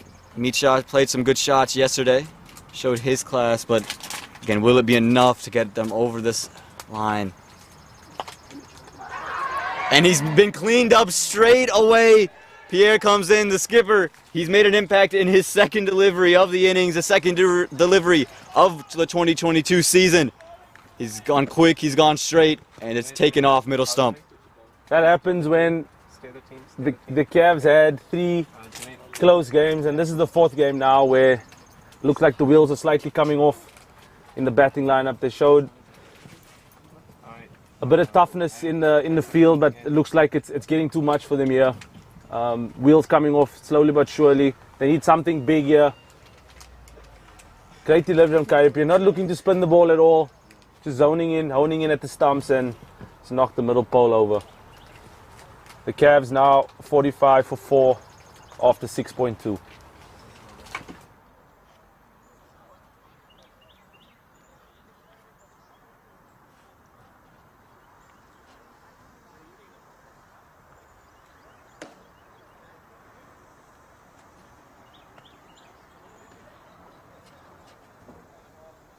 You remember the big bearded guy? Oh, the chubby guy.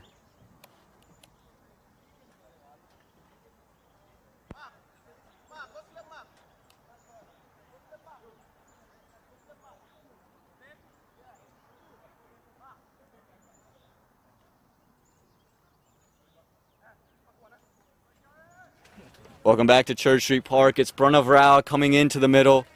Did a good job consolidating the innings yesterday. He's going to need to do something special with Xavier Marshall to come back. They need 158 from the next 13.4. Really impressed with the Pranav Rao's wicket keeping, as I said earlier. Let's see if we can translate some of this into his batting form. He needs something big here with Xavier. Kerry Pierre, he's not giving the batsman anything so far, and he's keeping it right on middle stump, saying hit me wherever you want. If you miss, your stumps are gone. It's a bit of a disjointed batting performance by the Cavs. They needed some sort of partnership to try and get something going. And as it seems, you get loose balls now, you hit it straight to the field. But if there's momentum on your side, it's squeezing away for 4. So, like I said a couple of minutes ago, when you lose 3 close games and you get to the 4th one and things just start to look really tough. Oh, that's a good delivery. How has that gone through everything? He went for the big drive. It just spun away from him. Pranav, he's going to survive here. But again, it's Kerry Pierre who's all on top of the match at the moment. Yeah, good signs for the next game to follow. Any spinners in that lineup should be licking their lips. Maybe add a couple of more spinners into the lineup, huh? Yeah, definitely. Probably get JK in with a broken finger. Pranav Rao tries the big slog sweep across the line. It's just going to result in 1, not pushing for any 2s. So that's going to do it. 7 overs gone, 46 runs on the board, and the Cavaliers are 4 wickets down. Took that last corner pretty quick. Sir, I need 1 hand on the roof, 1 hand on the pump. Timeout for Sunoco Go rewards. Keep pumping. With new Sunoco Go rewards, when you fuel, you save, because rewards come first. Reset. And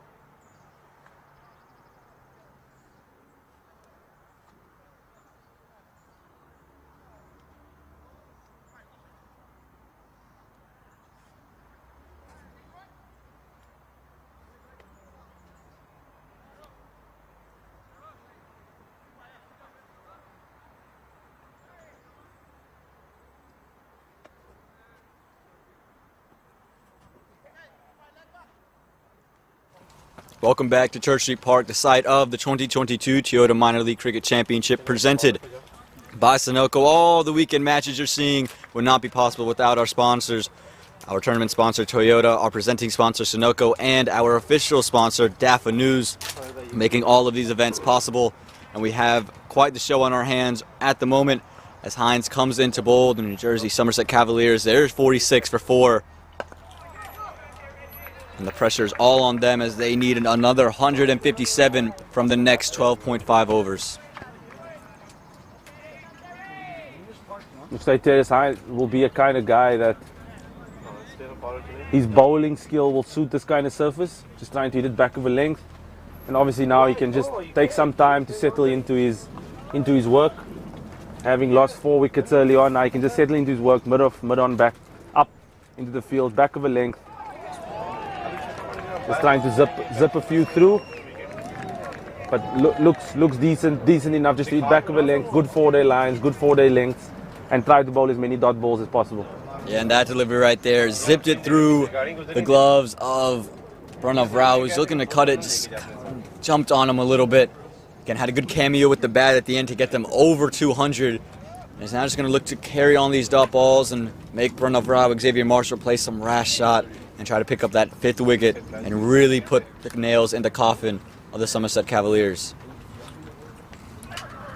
This one just straying down the leg side. Pranav Rao thought he got it away, but just got it to the edge of the pitch, so it's going to be a dot ball.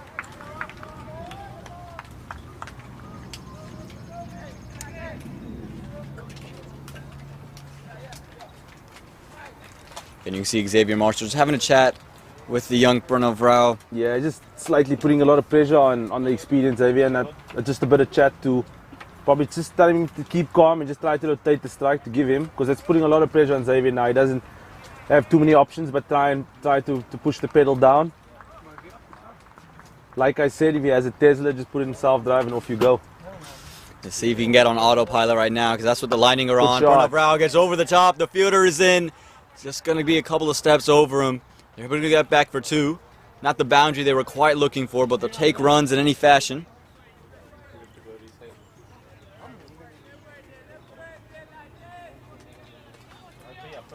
Again, Pranav Rao, he tried a couple of those against the Raptors as well. He tried to hit it straight back, ended up going over mid-wicket off maybe an inside edge. So a shot he wants to play, a shot he's eager to play.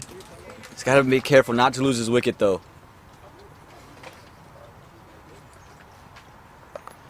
This time pulls the length back. Terrace Hines are trying to sneak for a quick single. The throw comes through. Oh, no. That's 5 runs, not the stuff that happened earlier. That's 5 runs, not the pass, the flick on when the umpires were getting bored and they wanted to get involved in the game. Well, that is 5 runs. Dane expressing his frustration with that call, and I think everyone was frustrated with the 5-run call from the first innings. But I think it's complicated enough, just keep it simple. There you go. This one clear cut, went for the big run out. It was a fiery throw, but no one was going to be able to stop that one, and it runs all the way for 5. So a gift to the New Jersey Somerset Cavaliers. Looks like Mr. Rao, the wicketkeeper, is carrying a bit of a niggle. Didn't quite get through there easily. He's just he's slightly injured, but a cramp. Oh. Didn't say that. Fans starting to pour into the ground now as we head closer to the evening time. Again, the evening matchup here today at 5:30. The Marshall Raptors will take on the Philadelphians. Day-night match under the lights. Nothing better than Church Street Park under the lights. But right now, Newlands maybe in Cape Town. Well, there you go. And nothing better in America. How about that? How about that for you? Church Street Park under the lights. Right now, Xavier Marshall is going to look for one of his best strokes. He went full straight. It's put back full and straight, but just enough to pick the fielder out for 1. He retained strike going in to the 9th over. 8 overs gone, 53 for the loss of 4.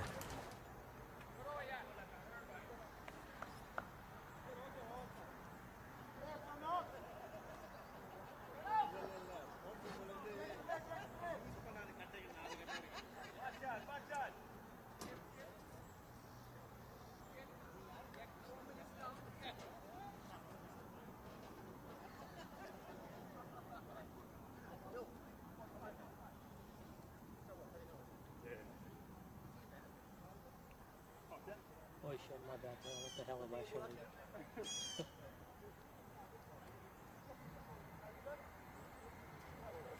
Did you see that, Marvin? I didn't realize they were doing that. Good thing I wasn't live.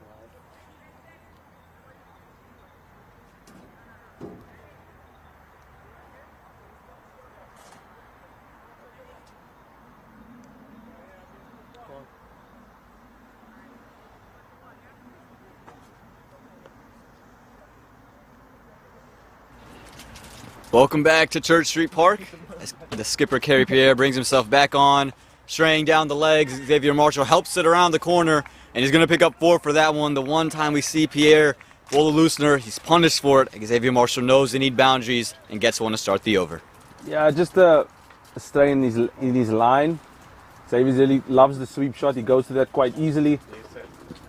And a good shot, just beating short, fine leg. As you guys say in America, we say 45 to his right for 4. Well, America is the melting pot, so we'll start using that verbiage more and more often. You just got to say it. We'll make sure to use it. This time, Xavier Marshall charges down the track, and they're able to get a single in the end. So again, a positive approach from Xavier Marshall, but he's going to need his partner, Pranav, to have that same positive approach to make sure he doesn't eat too many dot balls and doesn't stay on strike for too long.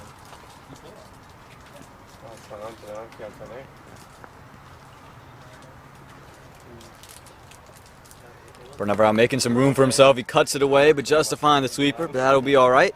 Be enough to get Xavier Marshall back onto strike. So again, it's going to need to be something extraordinary here from the Somerset Cavaliers. The required run rate above 12 at the moment. But we know in T20 cricket, it really just takes an over or two to really change the outlook of a match. Yeah, just like, we speak about our first game we played down in Florida, where we had 3 bad overs out of 14, and it just completely shifts the momentum of the game. And that's what we saw in the first innings in this game. So this is the way that the game's gonna sort of pan out now, where the required rate is close to 13, which really does require 2 boundaries and over to sort of, try and keep up with the pace. Because that's 13 runs and over for the next 11 overs, and that's going to be hard work. Very hard, especially with the way Kerry Pierre is bowling, very tight. Again, straying down the legs though, not able to get enough bat on it. He's going to be disappointed with that one. Knew he should have put that one away, and it's going to end the over. It is a productive over. They get singles along with the 1 boundary. 63 for the loss of 4 after 9. वक्त आ गया है Lakshmi basmati rice को घर लाने का। Lakshmi extra long basmati rice. इसका हर दाना हो इतना लंबा, पकते हुए महके और प्लेट पे क्या खूब खिले। हाँ, मेरे घर लाने का।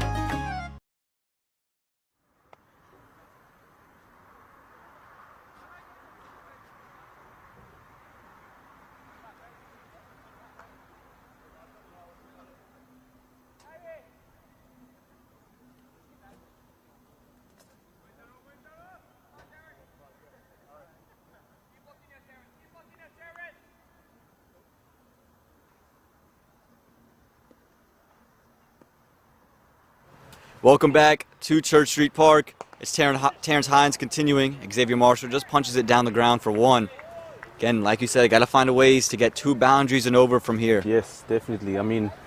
As soon as even a 1 sort of balloons the run rate, so you just got to really try and find. This is where a risk needs to be taken, because if you lose a wicket here, if you get a dot ball here, it's basically the same thing. So risks need to be taken in this time of the game. I think it's important that the Fires stick onto it and not get complacent too. The who, Jane? Oh. We're going to have fun with that one. And our The dot Lightning. ball nonetheless. The Lightning, sorry. Trying to keep things entertained here in the commentary booth. You got to keep me on my toes. 100%. I promise you by the 1st of September I'll get the name right. Well, there you go. That's all you need. By the 1st of September, if you got everything right, that's it. Be squared away. And I'm ready for Minor League 3.0. And we got Major League coming following that one. But don't worry, there's plenty of games from now until September 1st. The finals will be held here at Church Street Park as well. Should be lovely and beautiful. But right now the focus is on the Somerset Cavaliers. If they want any hopes of seeing or sniffing championship weekend, they're going to need to find a way to get close to this match, because you can't go 0-4 and have the run rate really struggling with 3 close ones and the one that would just plummet your run rate so far down the line. Shot. Pranav Rao uses the width, but he's only going to pick out the man at sweeper for 1. Again, after eating a dot ball, just the 1 is not going to be much. It's not much of worry for the Atlanta Lightning. It's a really good shot by Mr. Rao. Looking to show some intent, trying to get the required range close to 10 as possible. So it's an important phase of the game. I'll keep saying that. A lot of responsibility on Xavier's shoulders.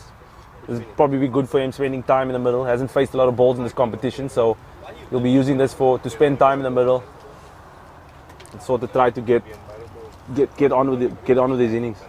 Yeah, the required run rate is just tickled above 13 now, and as you mentioned, the pressure is going to be weighing on the senior player Xavier Marshall. He's going to have to lead from the front. What can he do? He needs a special innings, comes down the track, looks to hit it straight back, just hits it, just hits the stumps at the non-striker's end, so it's just going to be 1. I think it would have been 1 anyway.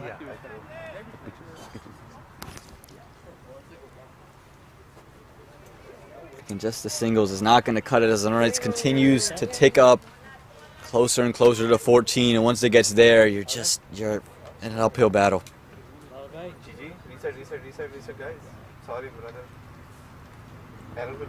Pranav Rao just held on him there. Very nice low ball there. It was through the line. Yeah, I think Springer hasn't bowled yet. He's nursing that limp that he had. Wonder what that is. Maybe an ankle that's not feeling too good. But they look like they have plenty of options in this.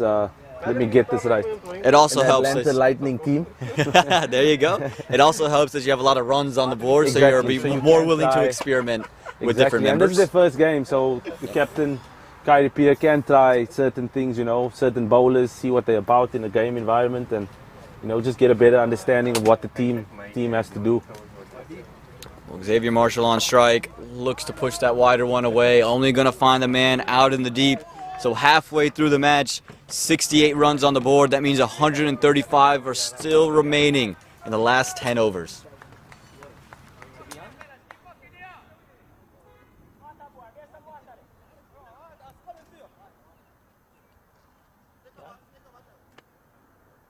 Can they just get out already?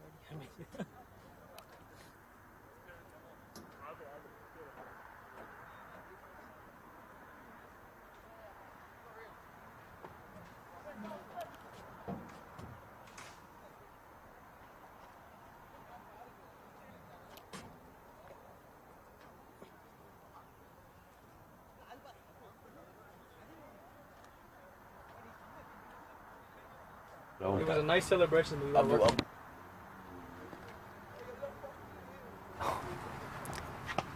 Kerry Pierre, he's back to bowl. And again, we have a couple games going on, and there's where we're featuring game 2. Selfies being taken with the superstar himself, Liam Plunkett. Of course, has played internationally for England. He's standing next to Obis Pinar, member of the Morsel Raptors. We've got a Drake lookalike in the tent here next to us. Might get Pakistani Drake. Pakistani Drake. We might need to get a couple of shots of him. Drake does throw in some Arab verbs in there now and again, so maybe fits the role. There's a pull shot from Xavier Marshall. Has he got enough of it? It's going to fall short of the fielders. They're going to push for 2, and finally some alert running from the Cavaliers. They've kind of been lackluster in that aspect. They finally start to pick it up now, sensing that they need something special. Yes, indeed. They need a big work here from this 2. They showed some intent. They've kept wickets intact, but I think now it's time to go into self-drive in their Tesla and try to get over the line. Yeah, autopilot's not going to work anymore. No more cruise control. It's going to be a single out there to cover. Again, Kerry Pierre has not been easy to score off of. He's kept things tight on stumps. Just making life difficult for the 2 men in the middle.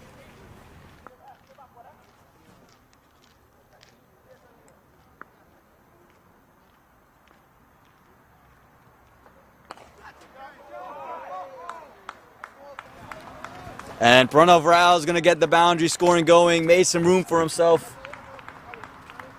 And he's going to cut it away for 4 through sweeper cover. Yeah, great shot by the young man, giving himself some room. Knowing that Kyrie Pierre will give him that length, sort of back of a length, and he can just play that over extra cover. Great cricket shot. How does Pierre back that one up? Pranav Rao again making room, look to pull it down. Xavier's definitely going to jog through and want all of the smoke, as they say here in the States. He's going to want all the smoke because he's going to get a little bit of a loosener now. Because it's a no ball, he's got the license to do anything he wants. Again, for our first-time viewers, cannot be out bowled, cannot get out caught, and cannot get out stumped. The only way he can get out is run out here because of the no ball. So everything goes, Aman, everything goes. Where are we going to see the big shot? He's going to try to swing this into the arms of the Lord, that I can tell you. There we go, does he send it into the creek? It's going to be a wide ball. Pierre saw the movement, tried to push it away, but it pushed it too far. So Xavier over here would look to the leg side. That's where his choice of shot would be. Here we go, reverse. Oh wow, another no ball. Another no ball. That's interesting. That's criminal, as they say. Another no ball. Not often do you see spinners overstep, but you can see exactly Rahul Partwardhan signaling to Kyrie Pierre. This is where you're overstepping. Be interested to see what to know what the wicketkeeper just told the bowler there. Maybe just get your foot behind the line. Like you would have told me, get your foot behind the line, and use some choice Afrikaans words for me. Well, make sure they're in Afrikaans. Comes down the track. Xavier Marshall just finds an inside edge, and they're going to push for two. Spinner looks to be moving quite nicely. And as well as Mr. Rao looks to be. So everyone's loosened up here. Everyone's loosened up. That the no ball technically goes for 4 because they had to bowl it a couple of times. That's 11 overs gone, 81 for the loss of 4. 1, 2, 3.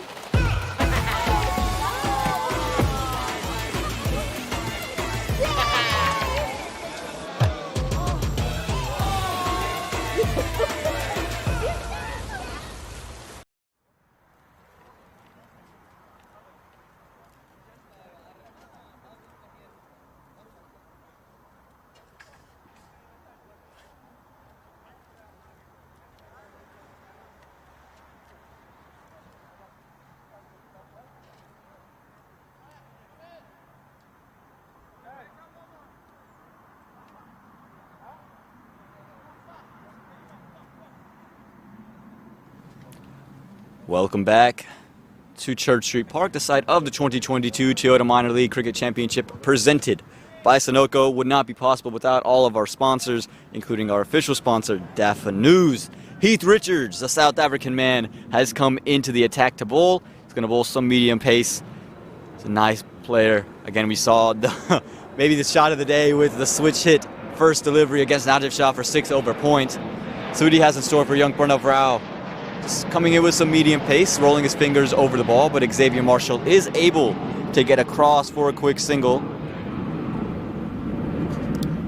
So let's see what is in store for Xavier Marshall. Maybe the over you want to take advantage of. Again, it's his first over in minor league cricket. And if you're Xavier Marshall, you don't have the luxury of trying to see him and see what he does. 13.7 is the required run rate. Need 121 in 8.5. So let's see what Xavier Marshall tries to do. It's down the leg side. He's worked it into the leg side. Has he worked it to the boundary? He has. It's well enough. He's beaten the fielder. Got 2 full. Got 2 straight Heath Richards onto the pads. And it's worked away for 4. Xavier Marshall's going to want plenty of more where that comes from. Again, if you take a look on the replay, it was just full, straying down the leg side. And too much class on Xavier Marshall to miss out on that one. How does Heath Richards respond? Again, that time more conventionally released it. Time before that was a cutter. It goes back to the cutter. It's fuller, it's straight. There's a little bit of swing on offer. And it's just going to be 1. So now Pranav Rao is on strike. And again, Pranav Rao's got to make sure that he gets off strike or gets a boundary quickly.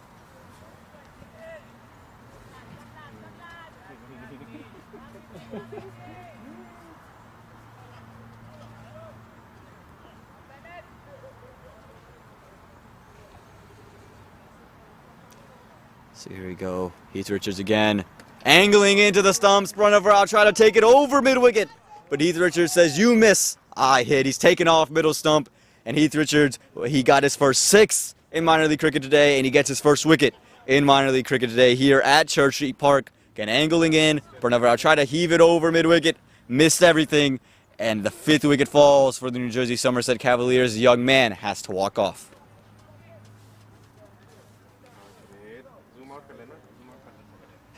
Again, that is the big wicket. Pranav Rao did so well yesterday, consolidating the innings today, just struggling to do so. Again, they need more than consolidation. They needed big ball striking. Just didn't have it. Pranav Rao tried his best, just not an easy task, and they sent out the big hitting Umaid Asif, who's hit a lot of boundaries in the PSL, scores at above 100 strike rate over there, so he's no slouch when it comes to hitting the ball. But just if you can hit the right lengths, you may create some problems. Was in and out yesterday against the Morrisville Raptors, so can he show some flurries with the bat to take some of the pressure away from Xavier Marshall? Again, the required run rate is nearly 14. So they need those big shots and big boundaries.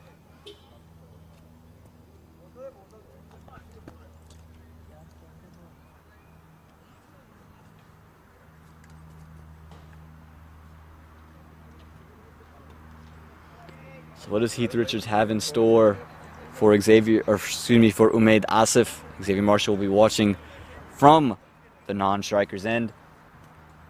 Again, Umaid Asif has long levers, can clear the ball down the ground. Heath Richards, does he continue to try to pull some of those cutters? Does pull the cutter, is hit straight back. Fielder there is falling just in front of him and is going to go a couple of bounces over the rope before. Wasn't the cleanest of hits. Was not able to get his hands to it. It was dipping on him very, very quickly. Again, did not come off the meat of the bat, and it just went above the hands of the diving fielder. Put a great effort in, just pitched ahead of him. And it's going to be 4 runs. Again, not the way you want it, but the way you'll take it if you're the Somerset Cavaliers and you're Umaid Asif. This one a full toss down the leg side. Worked behind square, but not good enough to beat the fielder backward square, but good enough to earn them 2. Yes, indeed. I think he's got the bat down. No! The umpire's giving him. He is out. That's what the umpire said. It looked like he dragged the bat. Umaid Asif has to go. Let's just take a look at this. Umaid Asif, he was running quickly for 2. He's got long legs. He's got long arms, but was it long enough? Just again, take another look at the replay. The ball is collected now. The bat is being drugged down now. Oh, it's very, very tight. It looked too tight to call. I don't think he was out. I think he was inside the line. It looked live from my vantage point that he was in. The replay, I'm not sure he was gone, but it doesn't matter. The umpire decision, that's what holds status here. And the status is Umaid Asif hits a 4, and now he's got to go. The New Jersey Somerset Cavaliers, they lose wicket number 6. Again, from the front on cam, couldn't tell quite as much, but that dirt is more or less towards the back of that front line. That's where you kind of see that dirt right in front of that front line. And I just felt like if the dirt was dragging up that much, he was dragging it for quite a while before the stumps were broken. Felt he had to have been in, but the umpire felt otherwise.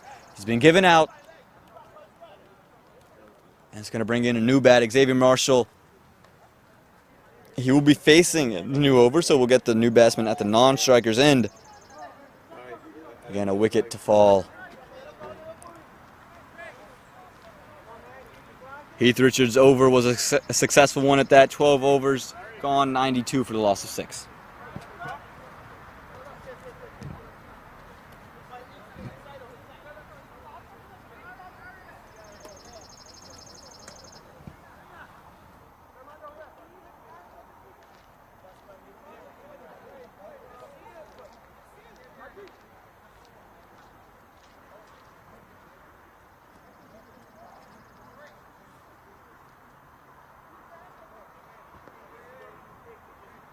Can't do this to us, man.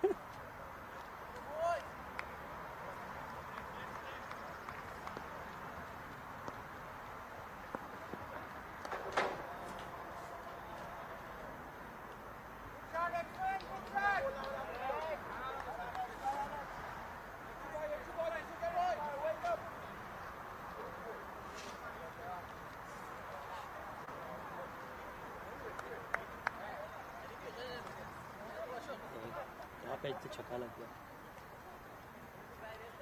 for it.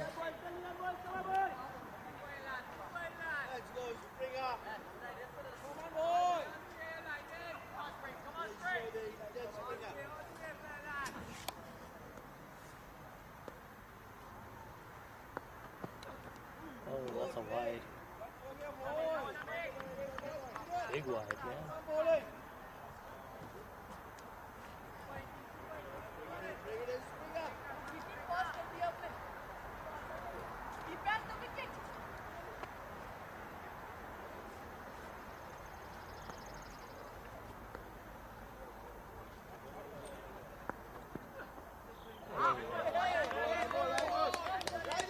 That was nowhere near the ball, man. There's like a foot between the bat and the ball. Okay.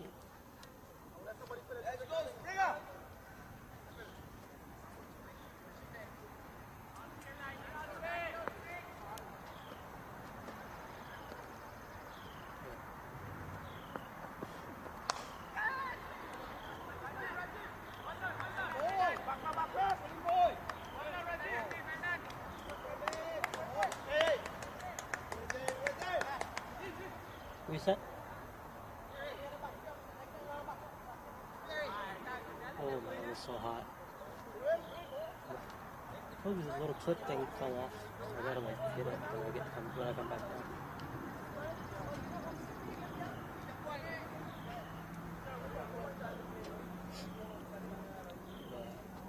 The clip is like.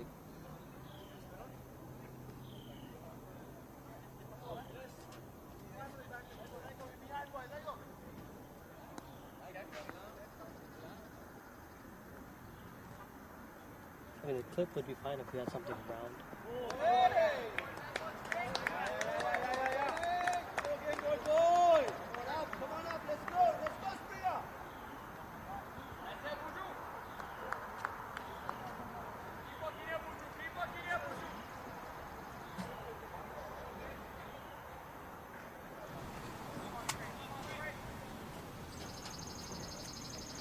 Welcome back to Church Street Park. Sorry about that. This time it's Yashwant Balaji who was able to move it away, and they are going to take the single in the end. They were hesitant on it, but they ended up taking it at the end. Again, it was an eventful over. You had 4 off the first delivery. It was a short ball that just kind of speared up on Xavier Marshall. Then you had a wide, a dot ball, a single to follow, a dot ball, and then another single. And so the required run rate is 14.51. The New Jersey Somerset Cavaliers need a lot of runs to happen. Xavier Marshall, it's the last delivery of the over. So are you thinking single or are you thinking a boundary? Well, it is a no ball and a full toss. It's a beamer as well. He bowls another one of those. He will be out of the bowling attack. Again, you are allowed 1 beamer, and you can see the warning here. You get your 1 warning. He throws his hands up in the air, says, "My bad." So now you're not going to get a single off the last delivery because you're not going to waste the free hit. You're going to go ahead and try to push it away for 4. Let's see what Shamar Springer tries to do. He went to go full and straight, so more Yorker length. Just missed it completely. Does he try to go short once again, or does he try to go back to the Yorker? No, he tries to go back to the Yorker, missed the length. Xavier Marshall's got a hold of that one, and when he gets a hold of one, it's going to be sent over the rope. This one's sent over the rope. It's sent over the cart path for 6 into the forest. A lovely stroke to finish off the over. Take advantage. Shamar Springer's first over goes for 14, and that's going to do it. 13 overs gone, and because of that shot, the New Jersey Somerset Cavaliers, they've moved past 100. They're 106 for the loss of 6 after 13.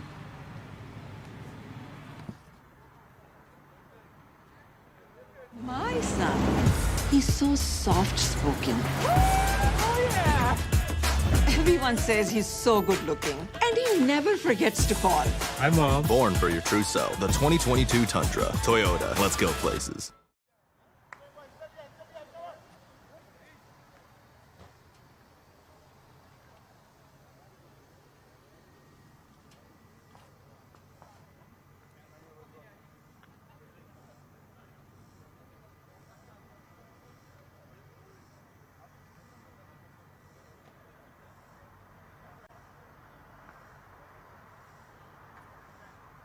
Am I live now?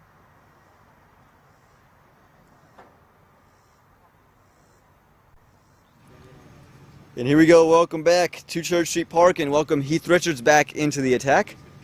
An eventful over in his previous one. 2 wickets fell. One was bowled, one was a run out. And we'll start this over with the wide. You try to go slower on the legs. And really, if you're putting over out, yes, the wide helps. But you would have liked to seen him put that one away for 4. But if you're not going to put it away for 4, might as well be just that easy single. Again, the required run rate just a touch below 14.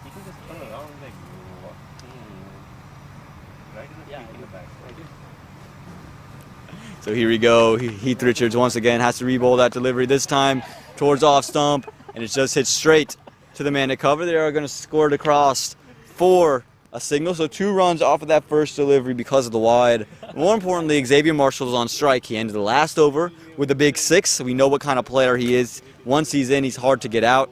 And he's got to play a flurry of outrageous, spectacular shots that you've ever seen.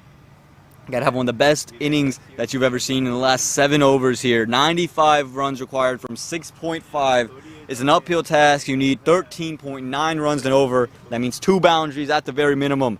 What can Xavier Marshall do against Heath Richards? Misses the cut, not deemed wide by the umpire. Definitely not a wide. Xavier Marshall is going to feel like he's missed out. He was given room, given width.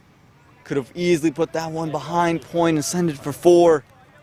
But again, it's a 2 boundary and over game. You need 2 boundaries and singles from the rest.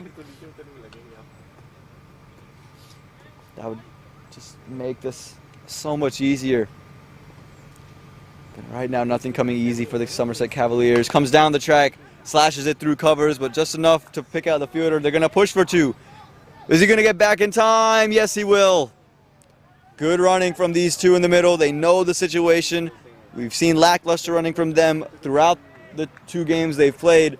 Right now, they've gone full head of steam. You can see Xavier Marshall on a knee. He's been out for a while. He's just a little bit gassed at the moment.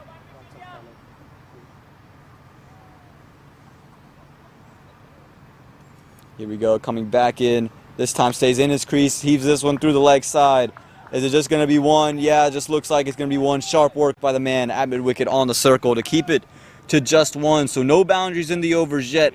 You've only got the 5 runs from the over. Not enough. They need almost 15 runs and over now. Can young Yashwant Balaji, who performed beautifully with the ball, can he do something special with the bat now? Last 2 deliveries. Minimum has to be a single. Cannot afford a dot. A boundary is really what's needed. And it's exactly what you can't have. It's a dot. It's that change of pace. It's undone him. Looking to cut it, just went over his bat. Never easy to step into a situation like this and score quickly. And Heath Richards, he's a quality player. Big time player. That's why they loved that pickup from South Africa. The Atlanta Lightning, they've looked so good today in their first game in minor league cricket. It's been a dominating performance. Can Balaji change it? No, he cannot. That one just beats the outside edge, and that's going to do it for the 14th over. 111 for the lost 6.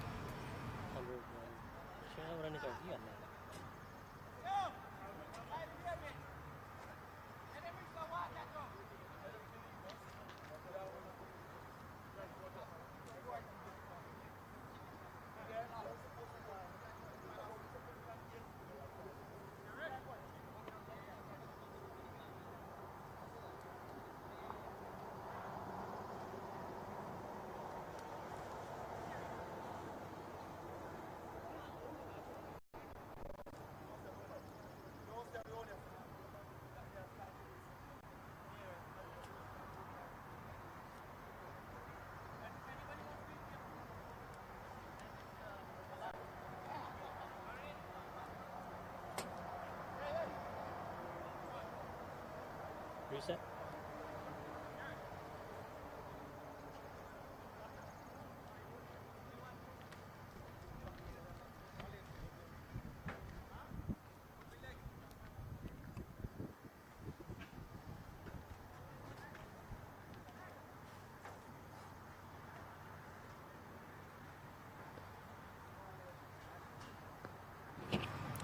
Welcome back to Church Street Park as we welcome Kerry Pierre back into the attack. Just the 1 over from Shamar Springer.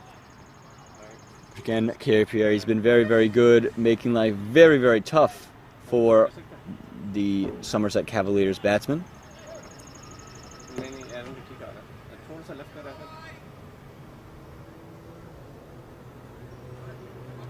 Again, it's going to be a Yashwant Balaji show now. Can he just keep the strike rotating? Can he find boundaries, make some room? Pierre follows him. It's up in the air. Just beats the man at backward point. They're going to get a single off of it. And the man you want on strike is on strike. It's Xavier Marshall. Again, if you're Xavier Marshall, you got to have something super, super fancy, something super special come out. That's the only way it's going to happen. Again, you're looking at a required run rate of above 15 now, so the 2 boundaries are becoming a must, and you can see the Philadelphian players in the background of that shot. This one is going to be punched down the ground. Has he beat sweeper cover? No, just picks him out for 1. Again, I think these two have decided that they're playing for run rate now. Again, if you're going to go 0-4, you got to make sure the run rate's okay. After having 3 close losses, they're not going to want to have the 4th one be one that takes them really out of the equation. And 4 is already hard enough to come from. And Pranav Rao just getting, Yashwant Balaji just getting beaten on this occasion. Again, never easy to come in and score. Kerry Pierre has been tough to deal with. It's just been the Atlanta Lightning all day long, apart from the early breakthrough by Najaf Shah to get the early wicket of Sagar Patel. Since that point, it's been all Lightning all day long. They've struck at the right times. They've been quick. And they've just been really good all the way through. This is a pull shot from Xavier Marshall, and he's cleared everything. Again, if it's there to hit, he's not going to miss out, and he doesn't miss out on that one. It just sat up for him to hit. He takes advantage of it. That's 6 to end the over. Again, it's not good enough to get them back in the run rate. But take another look at this one. Again, it was short. He sat on it, and boom, he puts that one over the top of mid-wicket. That's going to do it. 15 overs gone. 121 for the loss of 6.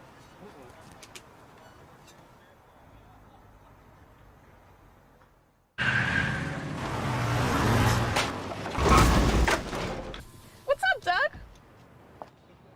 What got into you? At Sunoco, we know how to fuel peak performance. Fuel your best.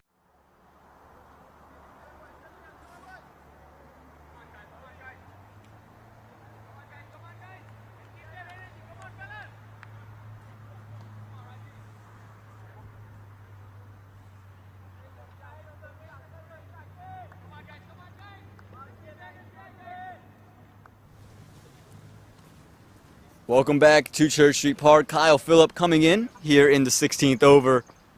And he's cleaned up Yashwant Balaji. Just a little bit of nip in. He played all around it. The stump slide up and Kyle Phillip get a second wicket. It's been a brilliant spell from Kyle Phillip. He's looked so, so good all day long. He's bowled really well at Church Street anytime he's come. And again, just that angle back in. It's just too good for the young Yashwant Balaji. Plays all around it. And the Cavaliers lose their 7th wicket. And again, if you're the Atlanta Lightning, if you can go clean this thing up and bowl them out, imagine your run rate, you're 1-0, you put up a huge total of 202, and you bowl out the opposition. You can win by almost, say, 80, 70 runs, have them cleaned out. It's going to do wonders for your run rate, especially having not played on opening weekend. And if you're the Cavaliers, that's what you have to avoid. You don't want to be bowled out with 80 runs, 70 runs on the board. You want to sit there and bat out the 20 overs. They've sent out Walid Karimullah to come in and bat. Again, his job is going to be just sit. I don't think you're going to see any big explosive shots unless it's really obvious and there to hit. You're just going to see him kind of sit there. I think they've probably said to themselves at this point, 17 and over is highly unlikely. If you can, just squeeze a single out. But just defend the balls. Don't let it hit your stumps. Kyle Phillip, again, he's had a meeting with Shamar Springer and Kerry Pierre. And I think they've had this conversation saying, you've got to take wickets, attack the stumps. If they're going to go and swing, let's see them try to hit you when the ball's on stumps. Okay, he's bowled so well today. Anytime he comes to Church Street Park, he's electric. He's got a lot of pace, and the wicket is suiting him as well. There's barely any sunlight now. Again, similar delivery. This one a touch fuller. Allowed Karimullah to get around it and just work it to point for a single. And so now you're going to get Xavier Marshall on strike. That is the matchup you want. We heard Dane Pete a little while ago talk about matchups, how he uses the analogy of an NFL wide receiver and NFL cornerback. You want the right guy to match up against the right guy. You want your you want Jalen Ramsey on Devontae Adams. That's what you want as a defense. And as a bowling unit, you would have wanted to see more of Karimullah, but as a batting unit, you want to have Xavier Marshall on strike when Kyle Phillip is bowling, just because that he gives you the best opportunity to see him out. He does have another over after this one concludes, but also Xavier Marshall can be aggressive and be positive against him and put him under a little bit of pressure.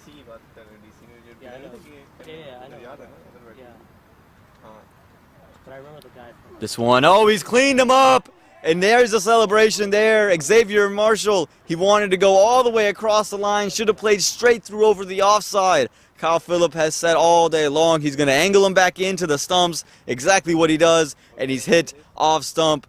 Again, just looking to take that one all the way through the leg side, not the right shot selection, and Xavier Marshall has to go. Wicket number 8 has to fall, and the Somerset Cavaliers are at risk of being bowled out here in the 16th over.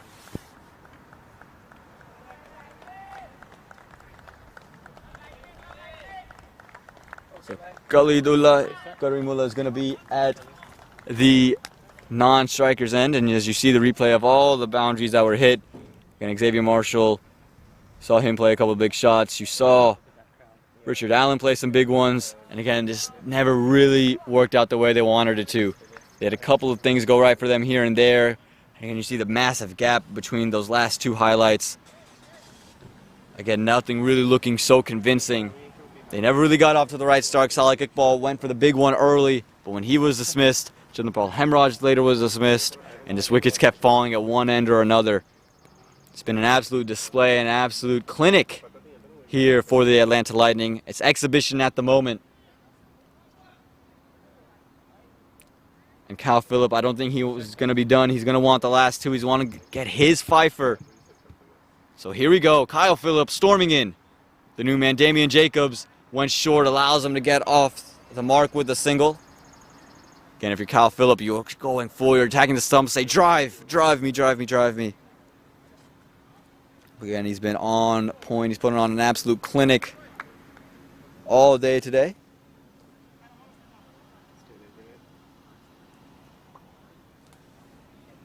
As you see, the Philadelphians just having a look at what the pitch is doing. Again, we saw a couple of members of the Philadelphians yesterday here checking it out, seeing what's going on today. You can see Liam Plunkett standing there in the shorts, just taking some notes and wanting to see some things. Wonder if he's going to play today. Angles in, and Karimullah does well to see that one out. Again, you saw Kyle Phillip's hands raised to his head, saying, how did that one not go through? Again, I think Karimullah's been sending in with the task of, you're not getting out. Just stick in. Play the rest of the overs and dot balls, it's fine. But just you have to play 20 overs. Oftentimes the message that are sent out with the tail enders. Oh, well, there's a shot he's put. Kyle Phillip got a finger to it, but they're not able to get the single because of the mitts. Kyle Phillip was able to get on it. Again, I talked about earlier how he made an exceptional catch last year at Church Street Park, a one-handed snag. This time, just able to keep it to a dot ball. So that's going to do it. A 2-wicket, 2-run over, 16 overs gone, 103 for the loss of 8.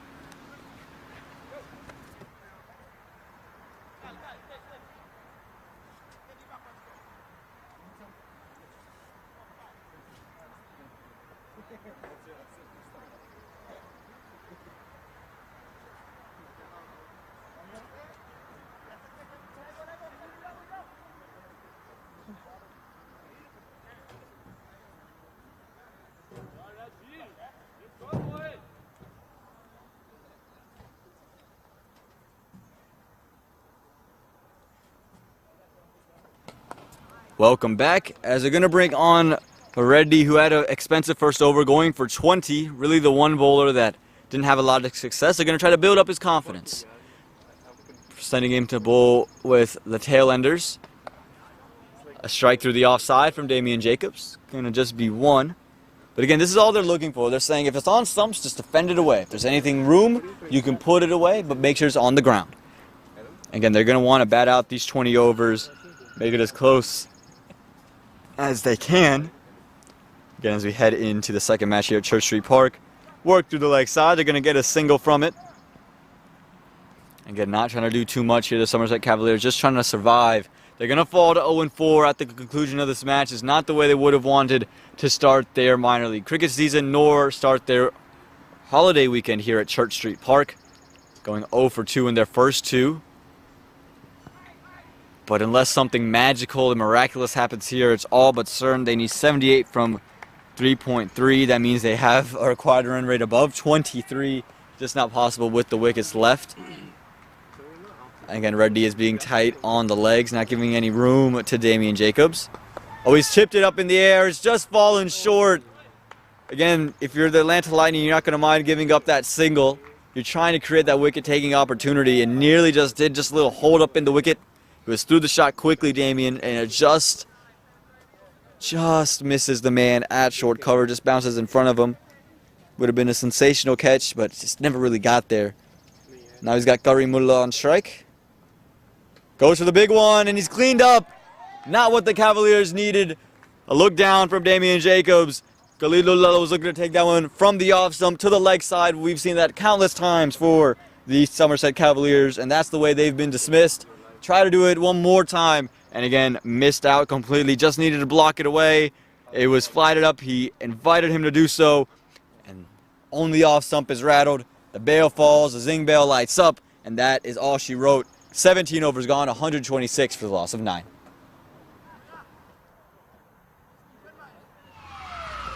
Took that last corner pretty quick. Sir, I need one hand on the roof, one hand on the pump.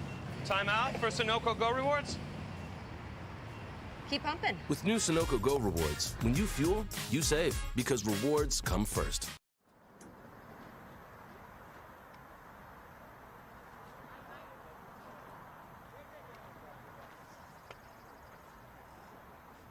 Hey,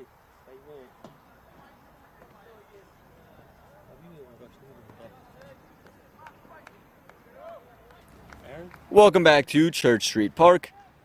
As we're here in the 18th over, Kyle Phillip has been taken off. I don't think they're going to want to use him. We have a new bowler coming in.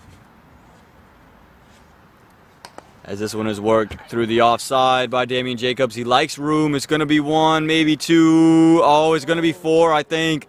He's definitely coming in contact with the rope and the ball. So 4 runs to start off that over. Not the way you want to start it.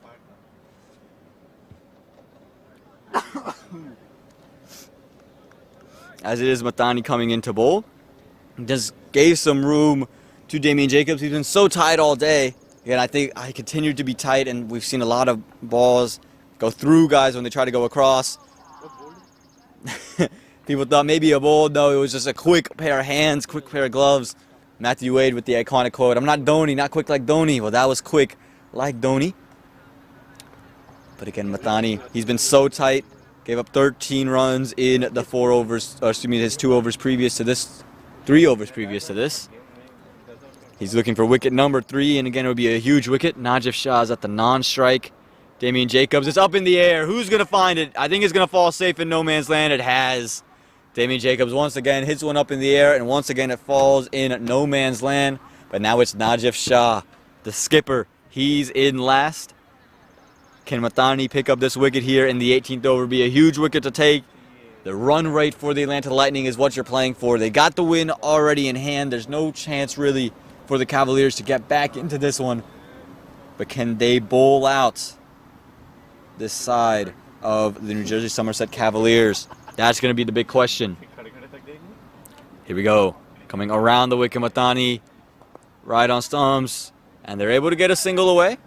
So Damian Jacobs will get back on strike. Najib Shah only has to play 1 delivery.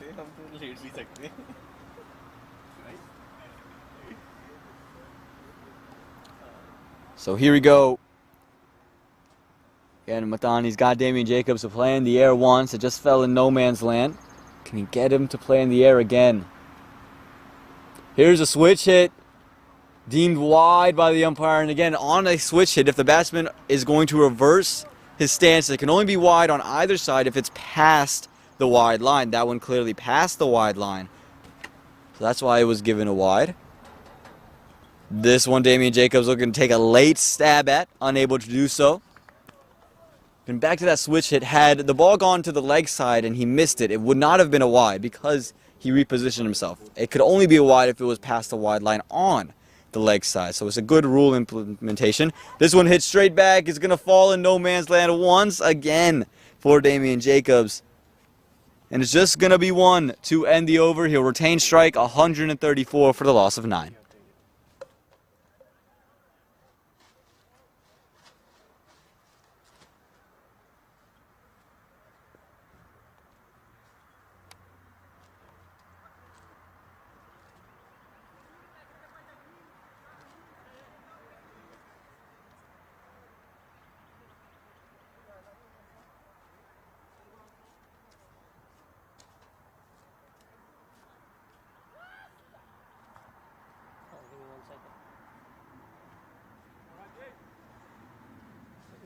They're trying to get shade.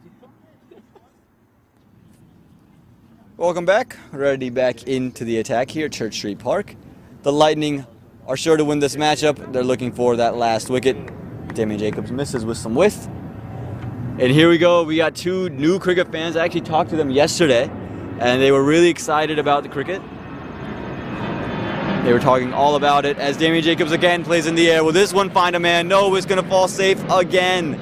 Damien Jacobs, he's played a lot in the air, but a lot has been surviving. Going back to those two gentlemen, I had a conversation with them. Nate and I had a conversation with them last night, and they were really excited to see cricket here, and they really grasped it quite well. They said once we got through a couple of technical things, we were enthralled in it, and of course yesterday with the thriller, how can you not be excited? So it's great to see all these new cricketing fans coming in and watching it for the first time. As Najib Shah plays this one in the air, should find the hands, it should end it, and it does. The New Jersey Somerset Cavaliers have been bowled all out for 135. Najib Shah is the last to fall. Damien Jacobs will remain not out. As we look at the full scorecard here for the New Jersey Somerset Cavaliers, just nothing really went their way with their bat. Saleh Iqbal just 8 off of 4 before being undone by Kyle Phillip. You had Chandrabal Hemraj undone by Matani, 10 off of 12. And then from there, a string of low scores, 0 from 2 for Richard Allen, 0 from 1 for Meet Shah, 1 undone by Matani, the other done by Pierre. Heath Richards went and got Pranav Rao, who's 18 off of 18. Then you saw Joshua Umaid Asif undone with a run out from Terrence Hines out of the deep. Brilliant stuff. The fielding was spot on from the Lightning compared to the Cavaliers. Yashwant Balaji able to get 4 off of 9 before he was bowled by Kyle Phillip.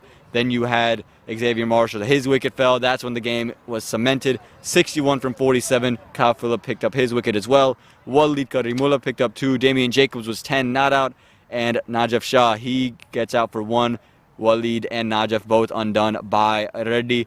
Again, the bowling figures. The pick of the bowlers would have to have been Kyle Phillip. 3 overs, 12 runs, and 3 wickets. Wickets for Siddharth, for Rajiv, for Carey, and Heath Richards as well. And the Atlanta Lightning with a comprehensive victory over the New Jersey Somerset Cavaliers. Don't go anywhere, guys. We have another match at Church Street happening in just 1 hour's time. 5:30 match is when that will start. It'll be an exciting time. I want to thank the production team here with Babar, with Khalid Bhai, with Aaron, with Junaid, with all these guys making all of this possible. The volunteers all across the ground, Justin Gill making everything happen. So much thanks to everybody in this community. I'm Aman Patel. Thank you to Dame Pete, who was also here with me. And we'll see you guys back here just in an hour's time for the Morsel Raptors and the Philadelphians. Pretty good bowler. Yeah, pace galore. This one over third man is all the way for 6. Saleh Iqbal. He's very, realize there is a bump. Again, short, again wide. This time only enough to pick out the man at mid-off, and the first wicket fall. Looks to be another spin, so spin from both ends. The left arm orthodox bowler. Some aggression there. Great shot, Xavier. From Xavier Marshall. Gets it over the head of Reddy and all. Durham, Chapel Hill. As that's a shot that is sent to Chapel Hill. It's over the top and has gone away for 6 runs. Always great to see. This one down the leg side. It's and 5 wides. It is going to be 5 wide. I thought the keeper might have been able to get onto it, but he was not able to. Where he wants the ball to go. And March pushes that one down the leg side. It's up in the air. Mid-wicket's coming in. Should take it and makes it look so effortless, the man out there. March got a couple of shots away in the last over. Does it lead to more confidence here? Dang. Tries one. It's a slog sweep. Cries for catch it. You got to catch it out in the stands because he's cleared that in last week. Can he have another one? And there it is. He pitched it up. He went for the big slog sweep. And will it be enough to get them over this line? And he's been cleaned up straight away. Pierre comes. The skipper, Kerry Pierre, brings himself back on, straying down the leg. Xavier Marshall helps it around the corner, and he's going to pick up 4 for that one. The one time we see Pierre roll loose.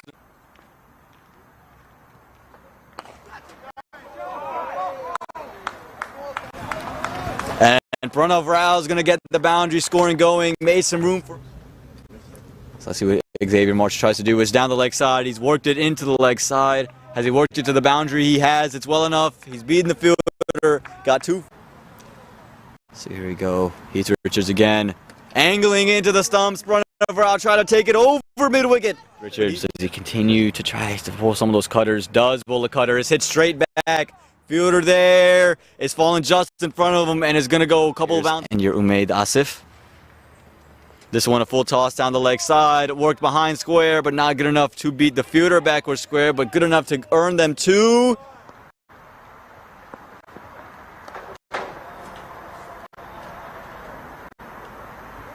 Once again, or does he try to go back to the Yorker?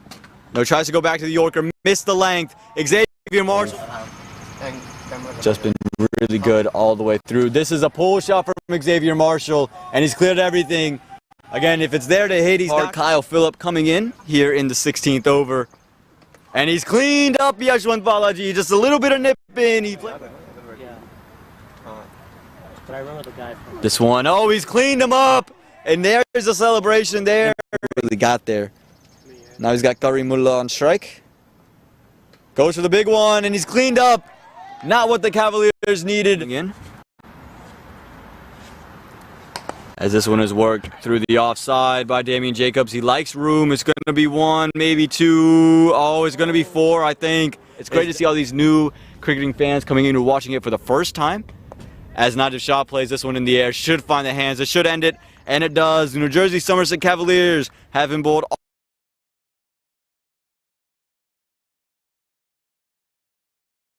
You're watching the Toyota Minor League Cricket Championship, presented by Sunoco.